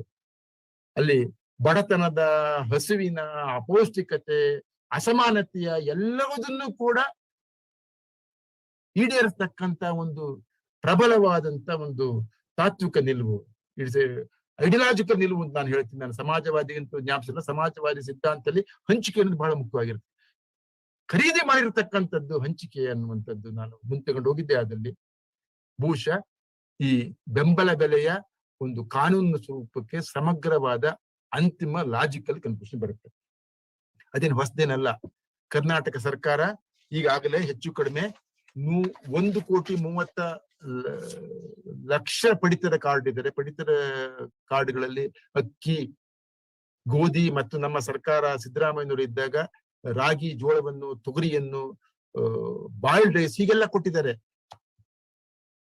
ಹಂಚಿಕೆಗೆ ಅದೊಂದು ಪಡಿತರ ವ್ಯವಸ್ಥೆ ವಿಶ್ವದಲ್ಲೇ ಅತ್ಯಂತ ವಿಸ್ತೃತವಾದ ಪಡಿತರ ವ್ಯವಸ್ಥೆ. ಜೊತೆಗೆ ತಮಗೆ ಗೊತ್ತಿದೆ ಇಲ್ವೋ, ಸರ್ಕಾರ ಅತಿ ಹೆಚ್ಚು ರೈತರ ಉತ್ಪನ್ನಗಳನ್ನು ಬಳಸತಕ್ಕಂತ ಒಂದು ಏಜೆನ್ಸಿ, ಅತಿ ಹೆಚ್ಚು. ಯಾವ್ದಕ್ ಬಳಸ್ತಾ ಇದೆ? ಕರ್ನಾಟಕ ಒಂದಲ್ಲೇ, ಇದು ಸ್ವಲ್ಪ ಹಳೆಯ ಅಂಕಿಅಂಶ, ಒಂದು 55 65 ಲಕ್ಷ ಮಕ್ಕಳಿಗೆ ಪ್ರತಿದಿನ ಮಧ್ಯಾಹ್ನದ ಊಟ ಕರ್ನಾಟಕ ಸರ್ಕಾರ ಹಾಕ್ತಿದೆ. ಬೆಂಗಳೂರು ನಗರ ಒಂದರಲ್ಲೇ 8 ರಿಂದ 9 ಲಕ್ಷ ಮಕ್ಕಳಿಗೆ ಮಧ್ಯಾಹ್ನದ ಊಟ ಹಾಕ್ತಾ ಇದೆ. ಫ್ರೀ ಹಾಸ್ಟೆಲ್ಗಳಿದ್ದಾವೆ, 7 ರಿಂದ 8 ಲಕ್ಷ ಮಕ್ಕಳಿಗೆ ಫ್ರೀ ಹಾಸ್ಟೆಲ್, SC ST ಹಾಸ್ಟೆಲ್ಗಳಿದ್ದಾವೆ. ಮಹಿಳಾ ಮತ್ತು ಶಿಶು ಕಲ್ಯಾಣ ಹಲವಾರು ಕಾರ್ಯಕ್ರಮಗಳಿದ್ದಾವೆ. ಅಂಗನವಾಡಿ ಇದೆ, ಜೈಲ್ ಇದೆ, ಇಂದಿರಾ ಕ್ಯಾಂಟೀನ್, ಹೀಗೆ ಹಲವಾರು ವಿಚಾರಗಳಲ್ಲಿ ನನ್ನ ಒಂದು ಅಂಕಿಅಂಶಗಳ ಪ್ರಕಾರ ಹೆಚ್ಚು ಕಡಿಮೆ 500 ರಿಂದ 600 ಲಕ್ಷ ಕ್ವಿಂಟಾಲ್ ಅಷ್ಟು ರೈತರು ಬೆಳೆದಂತ ಉತ್ಪನ್ನಗಳನ್ನು ಸರ್ಕಾರ ಇವೆಲ್ಲ ಕಾರ್ಯಕ್ರಮ ಬಳಸ್ತಾ ಇದೆ. ಆದ್ರೆ ರೈತರಿಂದ ನೇರವಾಗಿ ಖರೀದಿಸ್ತಾ ಇಲ್ಲ. ಯಾವ್ದು ಒಂದು ಹಾಸ್ಟೆಲ್ ಅಲ್ಲಿ ಅವನ ಯಾರೊಬ್ಬ ಕಾಂಟ್ರಾಕ್ಟರ್ ಇರ್ತಾರೆ, ಎಲ್ಲವನ್ನು ಬಹಳಷ್ಟು ಕಡಿಮೆ ಕೋಟ್ ಮಾಡಿದವನಿಗೆ ಆತ ರೈತರಿಂದ 2 ರೂಪಾಯಿಗೆ 3 ರೂಪಾಯಿಗೆ ಟೊಮೊಟೊ ತರಕಾರಿ ತಗೊಂಡ್ಬಿಟ್ಟು ಇಲ್ಲಿ 10 ರೂಪಾಯಿಗೂ ಇದ್ ಮಾಡ್ತಾನೆ. ರೈತರಿಂದ ಕೊಳ್ತಾ ಇಲ್ಲ, ಆದ್ರೆ ಸರ್ಕಾರ ಬಳಸ್ತಾ ಇದೆ. ಈ ವ್ಯವಸ್ಥೆ ಏನಿದೆ 2013ರ ನಮ್ಮ ಮುಂದಿರತಕ್ಕಂತ ಆಹಾರ ಭದ್ರತೆ ಕಾಯ್ದೆ ಉಂಟಲ್ಲ, ವಿಸ್ತೃತವಾದ ಕಾಯ್ದೆ. ಆ ಕಾಯ್ದೆ ಅನುಷ್ಠಾನಕ್ಕೆ ಪ್ರತಿಯೊಂದು ರಾಜ್ಯದಲ್ಲೂ ಕೂಡ ಫುಡ್ ಕಮಿಷನ್ಸ್ ಇದ್ದಾರೆ, ಬಹಳ ಪ್ರಬಲವಾದಂತ ಫುಡ್ ಕಮಿಷನ್ಸ್ ನಮ್ಮ ರಾಜ್ಯದಲ್ಲಿದ್ದಾರೆ. ಈ ಆಹಾರ ಭದ್ರತೆ ಕಾಯ್ದೆ ಮೂಲಕ, ಆಹಾರ ಆಯೋಗದ ಮೂಲಕ ಈ ಹಂಚಿಕೆಯನ್ನು ಸಮಗ್ರವಾಗಿ ಕೈಗೆತ್ತಿಕೊಂಡಿದ್ದೆ ಆದಲ್ಲಿ ಇನ್ನಷ್ಟು ಖರೀದಿ ಮಾಡಬಹುದು, ಬಹಳಷ್ಟು ಖರೀದಿಗೆ ಅವಕಾಶಗಳಿದ್ದಾವೆ. ಯಾಕಂದ್ರೆ ಇಂದಿರಾ ಕ್ಯಾಂಟೀನ್ ಅಂತಕ್ಕಂಥದ್ದು, ಅಮ್ಮ ಕ್ಯಾಂಟೀನ್ ಅಂತದ್ದು ಇನೋವೇಟಿವ್ ಆದಂತ ಒಂದು ಬಡತನ, ಹಸಿವು, ಆಹಾರವನ್ನು ಜನಸಾಮಾನ್ಯ ಕಳಿಸ್ತಕ್ಕಂಥ ಒಂದು ಕಾರ್ಯಕ್ರಮ. ಹಂಚಿಕೆಯ ವಿಚಾರದಲ್ಲಿ ನಾವು ಕೈಗೆತ್ತಿಕೊಂಡಿದ್ದೆ ಆದಲ್ಲಿ ಬಹುಶಃ ಅದಕ್ಕೋಸ್ಕರ ನಾನು ಬಹುಶಃ ತಮಗೆ ಗೊತ್ತಿದೆ ಇಲ್ವೋ ಮತ್ತೊಂದು ಕಾಯ್ದೆಯ ಪ್ರಸ್ತಾಪವನ್ನು ಮಾಡಿದ್ದೀನಿ. ಸರ್ಕಾರ ಯಾವುದೇ ಕಾರಣಕ್ಕೆ ತನ್ನ ಯಾವುದೇ ಒಂದು ಹಾಸ್ಟೆಲ್ ಇರ್ಬೋದು, ಅಂಗನವಾಡಿ ಇರ್ಬೋದು, ಇಂದಿರಾ ಕ್ಯಾಂಟೀನ್ ಇರ್ಬೋದು, ರೈತರಿಂದ ಮಧ್ಯವರ್ತಿಗಳ ಮೂಲಕ ಖರೀದಿ ಮಾಡಬೇಕು, ನೇರವಾಗಿ ಖರೀದಿ ಮಾಡಬೇಕು, ಬೆಂಬಲ ಬೆಲೆ ಖರೀದಿ ಮಾಡಬೇಕು. ಅದಕ್ಕೋಸ್ಕರ ಒಂದು ಪ್ರತ್ಯೇಕ ಕಾಯ್ದೆ ಏನುಂಟು, ಈ ಫಿಸಿಕಲ್ ರೆಸ್ಪಾನ್ಸಿಬಿಲಿಟಿ ಕಾಯ್ದೆ ಅಂತ ಉಂಟಲ್ಲ, ನಮ್ಮ ಈ ಕೊರತೆ ಅನ್ನುವಂಥದ್ದು GDPಯ ಇಷ್ಟು ಪ್ರಮಾಣದಿಂದ ಕಡಿಮೆ ಇರಕೂಡದು ಅಂತ ಒಂದು ಕಾಯ್ದೆ ಇರ್ತದೆ. ಅದೇ ತರ ಕರ್ನಾಟಕ ಪ್ರೊಕ್ಯೂರ್ಮೆಂಟ್ ರೆಸ್ಪಾನ್ಸಿಬಿಲಿಟಿ ಆಕ್ಟ್, ಖರೀದಿ ಹೊಣೆಗಾರಿಕಾ ಶಾಸನ ಅನ್ನೋದು ತರಬೇಕು. ಇಷ್ಟು ಮಾಡ್ಲೇಬೇಕು, ಸರ್ಕಾರದಿಂದ ಖರೀದಿ ಮಾಡ್ಬೇಕು ಅನ್ನತಕ್ಕಂಥದ್ದು, ತನ್ನೆಲ್ಲ ಉಪಯೋಗಕ್ಕೆ ತಾನೇ ಖರೀದಿ ಮಾಡ್ಬೇಕು ಅಂತ ತಂದಿದ್ದೆ. ಅದರಲ್ಲಿ ಬಹುಶಃ ಲಾಜಿಕಲ್ ಎಂಡ್ ಬರುತ್ತೆ ಅಂತ ನಾನು ಭಾವಿಸ್ತೀನಿ. ಕೊನೆಯದಾಗಿ, ಲಾಸ್ಟ್ ಬಟ್ ನಾಟ್ ಲೀಸ್ಟ್, 29 ನಿಮಿಷ ಆಯ್ತು, ಇನ್ನೊಂದು 2 ನಿಮಿಷ ತಗೊಳ್ಬಹುದು ಕಾಣುತ್ತೆ. ಆದ್ರೆ ನಾವು ಅಷ್ಟು ಒಂದು ಭ್ರಮೆಯಲ್ಲಿರೋದು ಬೇಡ. ಯಾಕೆಂದಾಗ ಪ್ರಬಲವಾದಂತ ನವ ಉದಾರೀಕರಣ ಗಾಳಿ ಬೀಸ್ತಾ ಇದೆ ಮಾತ್ರ ಅಂತಲ್ಲ, ನಮ್ಮನ್ನೆಲ್ಲ ಆಕ್ರಮಿಸಿದೆ. ಸರ್ಕಾರ ಅದರ ಮೋಹಪಾಶದಲ್ಲಿ ಸಿಕ್ಕಿದೆ. ಈ ಕಾಯ್ದೆ, ಕಾನೂನು, ರೈತರ ರಕ್ಷಣೆ ಅನ್ನುವುದು ಅದರ ವಿರುದ್ಧವಾಗಿ ನಿಲ್ಲತಕ್ಕಂಥದ್ದು ಒಂದು. ಅಷ್ಟೇ ಅಲ್ಲ, ಇದು ಬದಲಾವಣೆ ವಿಚಾರ. ಯಾಕಂದ್ರೆ ಇದೆಲ್ಲ ಆಗ್ಬೇಕು ಅಂತ ಆದಲ್ಲಿ, ಕಾಯ್ದೆ ತರಬೇಕು ಅಂತ ಆದಲ್ಲಿ, ಕಾನೂನು ತರಬೇಕು ಅಂತ ಆದಲ್ಲಿ, ಒಂದು ಈ ಆಡಳಿತ ವ್ಯವಸ್ಥೆ ಏನುಂಟು ಅದರ ಮನೋಪ್ರವೃತ್ತಿ ಅನ್ನೋದು ಬದಲಾವಣೆ ಆಗ್ಬೇಕಾಗಿದೆ. ಅತ್ಯಂತ ಜಡತ್ತ ಮಾತ್ರ ಅಂತಲ್ಲ, ಜನ ವಿರೋಧಿ ಬದಲಾವಣೆಯನ್ನು ಬಯಸದಂತ ಒಂದು ಆಡಳಿತ ವ್ಯವಸ್ಥೆ. ನಾನು ಬ್ಯೂರೋಕ್ರಸಿ ಅನ್ನೋದು ಒಂದು, ಅಲ್ಲಿ ಅಧಿಕಾರಿಗಳು ಇರ್ಬೋದು, ಯಾರನ್ನು ಕೇಳಕ್ಕೆ ಅಂತ ಹೇಳಿ ಇವೆಲ್ಲ ಬೇಕಾಗಿಲ್ಲ ಅಂತ ಭಾವನೆ ಬರ್ತವೆ. ಅವೆಲ್ಲಕ್ಕಿಂತ ಮುಖ್ಯ ನನ್ನ ದೃಷ್ಟಿಯಿಂದ ದೇಶದಲ್ಲಿ, ಸ್ವತಂತ್ರ ಭಾರತದಲ್ಲಿ ಮಧ್ಯಮ ವರ್ಗ ಮತ್ತು ಮಾಧ್ಯಮ ಇಷ್ಟು ಒಂದು ಜನ ವಿರೋಧಿ ನೀತಿಯನ್ನು ನಾನು ಕಳೆದಿರೋದು ನಾನು ಕಂಡಿರಲಿಲ್ಲ. ಸ್ವಲ್ಪ ನಾನು ಪ್ರೋಗ್ರೆಸ್ ನಿಲುವಿತ್ತು. ನಮ್ಮ ಮಾಧ್ಯಮ ವರ್ಗ, ಪಟ್ಟಣಿಗರು, ವಿದ್ಯಾವಂತರು, ಮೇಲ್ಜಾತಿಯಲ್ಲಿ ಇರ್ತಕ್ಕಂಥವ್ರು ಎಲ್ಲರೂ ಕೂಡ ಜನ ವಿರೋಧಿಯನ್ನು ಅಪಹಾಸ್ಯ ಮಾಡ್ತಾರೆ. ಮಾತಿದ್ದ ತಕ್ಷಣ ಚರ್ಚೆ, ತರ್ಕದ ಬರಲ್ಲ, ಇದೆಲ್ಲವೂ ಆತಂಕಗಳು ಇವತ್ತು ಮುಂದಿದೆ. ಆದ್ರೆ ಇದನ್ನ ಮೀರಿದಂತ ಒಂದು ಯಶಸ್ಸನ್ನ ಈಗಾಗಲೇ ಒಂದು ಹೆಜ್ಜೆಯಲ್ಲಿ ದೇಶದ ರೈತಾಪಿ ವರ್ಗ ಹೋರಾಟದಲ್ಲಿ ಗೆದ್ದಿದೆ. ಆದ್ರೆ ಈ ಹೋರಾಟದ ದಿಕ್ಕು ಇನ್ನು ಬಹಳಷ್ಟು ದೂರ ಹೋಗ್ಬೇಕಾಗಿದೆ. ನನ್ನ ದೃಷ್ಟಿಯಿಂದ ನನಗೆ ಸಮಯ ಇಲ್ಲದೆ ಇರೋದ್ರಿಂದ ರೈತ ಹೋರಾಟದ ಮುಖ್ಯ ಗುರಿ, ಅಂತಿಮ ಗುರಿ ಬೆಂಬಲ ಬೆಲೆ ಕಾಯ್ದೆ ಇವೆಲ್ಲವೂ ಅಲ್ಲ. ಇದಕ್ಕೂ ಮೀರಿದಾಗಿ ಮಾರುಕಟ್ಟೆ ಮತ್ತು ಮತಪೆಟ್ಟಿಗೆಯ ಮೇಲೆ ಯಾವ ರೀತಿ ಪ್ರಭಾವ ಬೀರಿ ಮಾರುಕಟ್ಟೆ ಮತ್ತು ಮತಪೆಟ್ಟಿಗೆ. ಯಾಕಂದ್ರೆ ಬಹುಸಂಖ್ಯಾತ 60% ರೈತರು ಮತಪೆಟ್ಟಿಗೆಯ ಮೇಲೆ ಕೈ ಹಾಕಿ ಕೈವಶ ಮಾಡಿಕೊಂಡಿದ್ದೇ ಆದಲ್ಲಿ ಈ ಕಾಯ್ದೆಗಳು ತಾನೇ ಬರ್ತವೆ. ಮಾರುಕಟ್ಟೆ ಮತ್ತು ಮತಪೆಟ್ಟಿಗೆಯನ್ನು ರೈತಾಪಿ ವರ್ಗ ಕೈವಶ ಮಾಡಿಕೊಳ್ಳುವ ಒಂದು ಹೆಜ್ಜೆ ಇಟ್ಟಿದ್ದೇ ಆದಲ್ಲಿ ಅದು ರೈತ ಹೋರಾಟದ ಅಂತಿಮ ಹಂತ. ಕಾಯ್ದೆ ಅನ್ನುವಂಥದ್ದು ಸ್ಪಷ್ಟ ರೂಪ ತಾನೇ ಬರ್ತವೆ. ರೈತರು ಮಾರುಕಟ್ಟೆ ಕೈವಶ ಮಾಡಿಕೊಂಡ್ರೆ ಈ ಬೆಂಬಲ ಬೆಲೆಯನ್ನು ಕೇಳಬೇಕಾಗಿಲ್ಲ. ಹಕ್ಕೊತ್ತಾಯವಾಗಿ ಬೆಂಬಲ ಬೆಲೆಯನ್ನು, ತಮಗೆ ಲಾಭದಾಯಕ ಬೆಲೆಯನ್ನು ತಾವೇ ನಿರ್ಧರಿಸತಕ್ಕಂತ ಶಕ್ತಿ. ಯಾಕಂದ್ರೆ ಅಮೂಲ್ ಅಂತ ಒಂದು ಸಂಸ್ಥೆ ಇವತ್ತು ಬೆಂಬಲ ಬೆಲೆ ಕೇಳ್ತಾ ಇಲ್ಲ, ತಾನೇ ತೀರ್ಮಾನ ಮಾಡುತ್ತವೆ. ಆ ಒಂದು ಶಕ್ತಿ, ಸಾಂಘಿಕ ಶಕ್ತಿನೂ ಬರಂಗೆ ಆದಲ್ಲಿ ಬಹುಶಃ ಈ ಕಾಯ್ದೆಗೆ ಒಂದು ನಿಜವಾದ ಒಂದು ರೂಪ ಬರುತ್ತವೆ.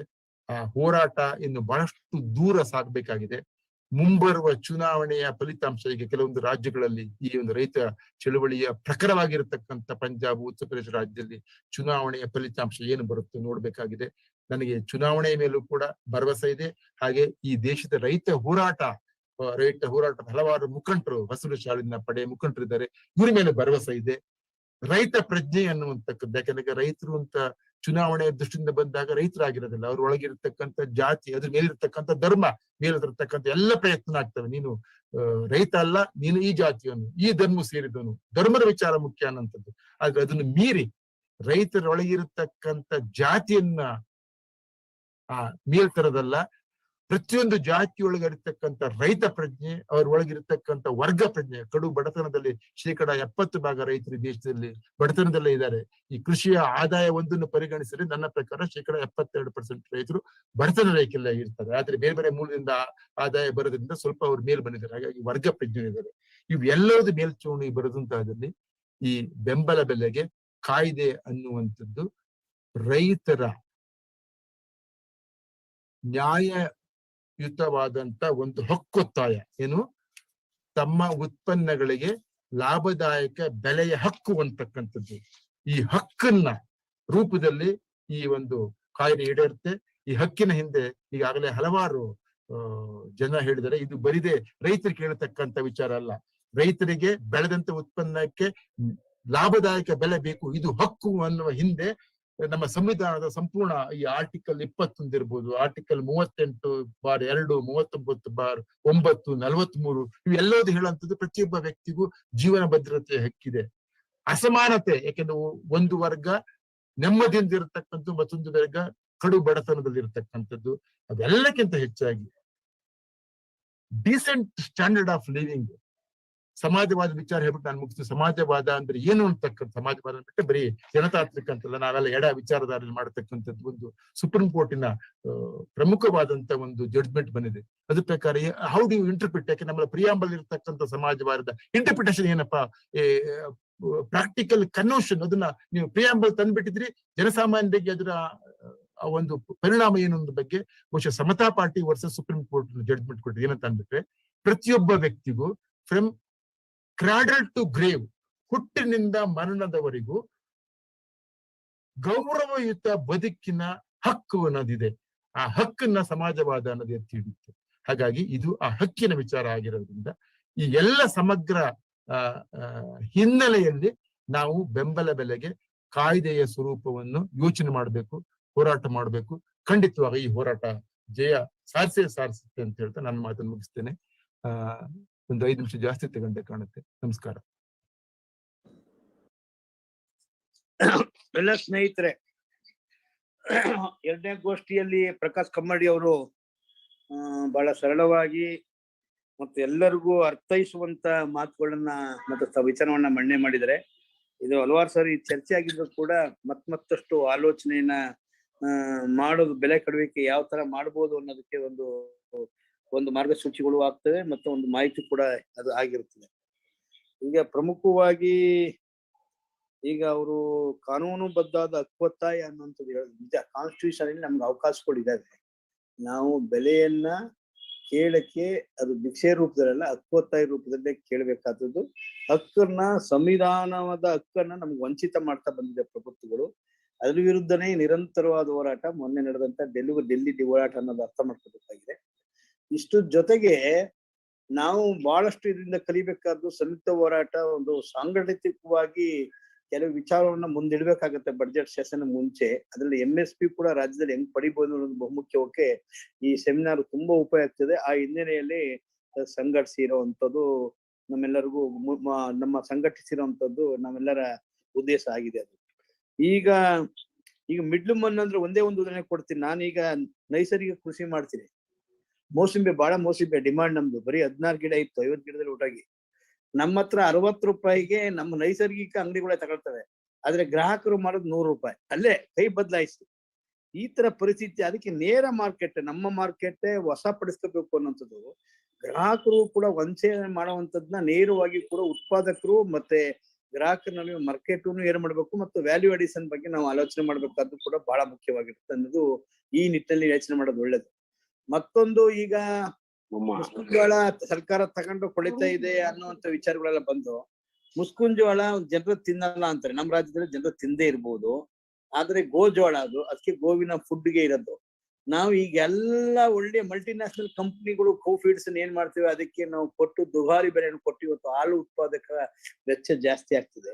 ಮುಸ್ಕಿನ್ ಜೋಳ ಆಗ್ಬೋದು ಅಥವಾ ನಮ್ಮ ತೊಗರಿ ಬೆಳೆಯ ಒಟ್ಟಾಗ್ಬೋದು, ಬೇರೆ ಎಲ್ಲಾ ಒಟ್ಟುಗಳನ್ನು ಕೂಡ ನಾವು ಅದನ್ನ ಫೀಡ್ ಆಗಿ ಬಳಸ್ಕೊಳ್ಳೋ ಅಂತ ತಂತ್ರಜ್ಞಾನ ಇದ್ದಾಗಲೂ ಕೂಡ ಸರ್ಕಾರ ಅದು ಮಾಡ್ತಾ ಇಲ್ಲ, ಅಥವಾ ನಾವು ರೈತರು ಬಳಸ್ಕೊಳ್ತಾ ಇಲ್ಲ.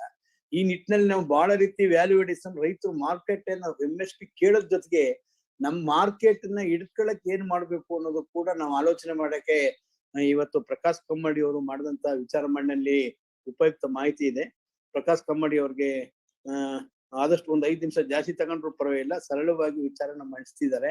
ಅದಕ್ಕಾಗಿ ಅವ್ರ ಆರೋಗ್ಯ ಸರಿ ಇಲ್ದರೂ ಕೂಡ ನಮ್ಮ ಮುಂದೆ ಬಂದು ಇವತ್ತು ನಮ್ ಜೊತೆ ಇದ್ದು ವಿಚಾರವನ್ನ ಮಾಡಿದರೆ ಅದಕ್ಕೆ ವಿಶೇಷವಾಗಿ ಅವ್ರನ್ನ ಸಮಿತಿ ಹೋರಾಟದ ಪರವಾಗಿ ಅವ್ರಿಗೆ ಧನ್ಯವಾದವನ್ನು ಸಲ್ಲಿಸ್ತಾ, ಮತ್ತೆ ಮಾಧ್ಯಮದವರು ಬಹಳಷ್ಟು ಜನ ಇದ್ದಾರೆ, ಅವ್ರಿಗೂ ಕೂಡ ನಾನು ಧನ್ಯವಾದವನ್ನು ಸಲ್ಲಿಸ್ತಾ ಮುಂದಿನ ಗೋಷ್ಠಿಗೆ ಅನುವು ಮಾಡ್ಕೊಡ್ತಾ ಈ ಗೋಷ್ಠಿಯನ್ನ ಮುಕ್ತಾಯ ಮಾಡ್ತೀವಿ. ಎಲ್ಲರಿಗೂ ನಮಸ್ಕಾರ.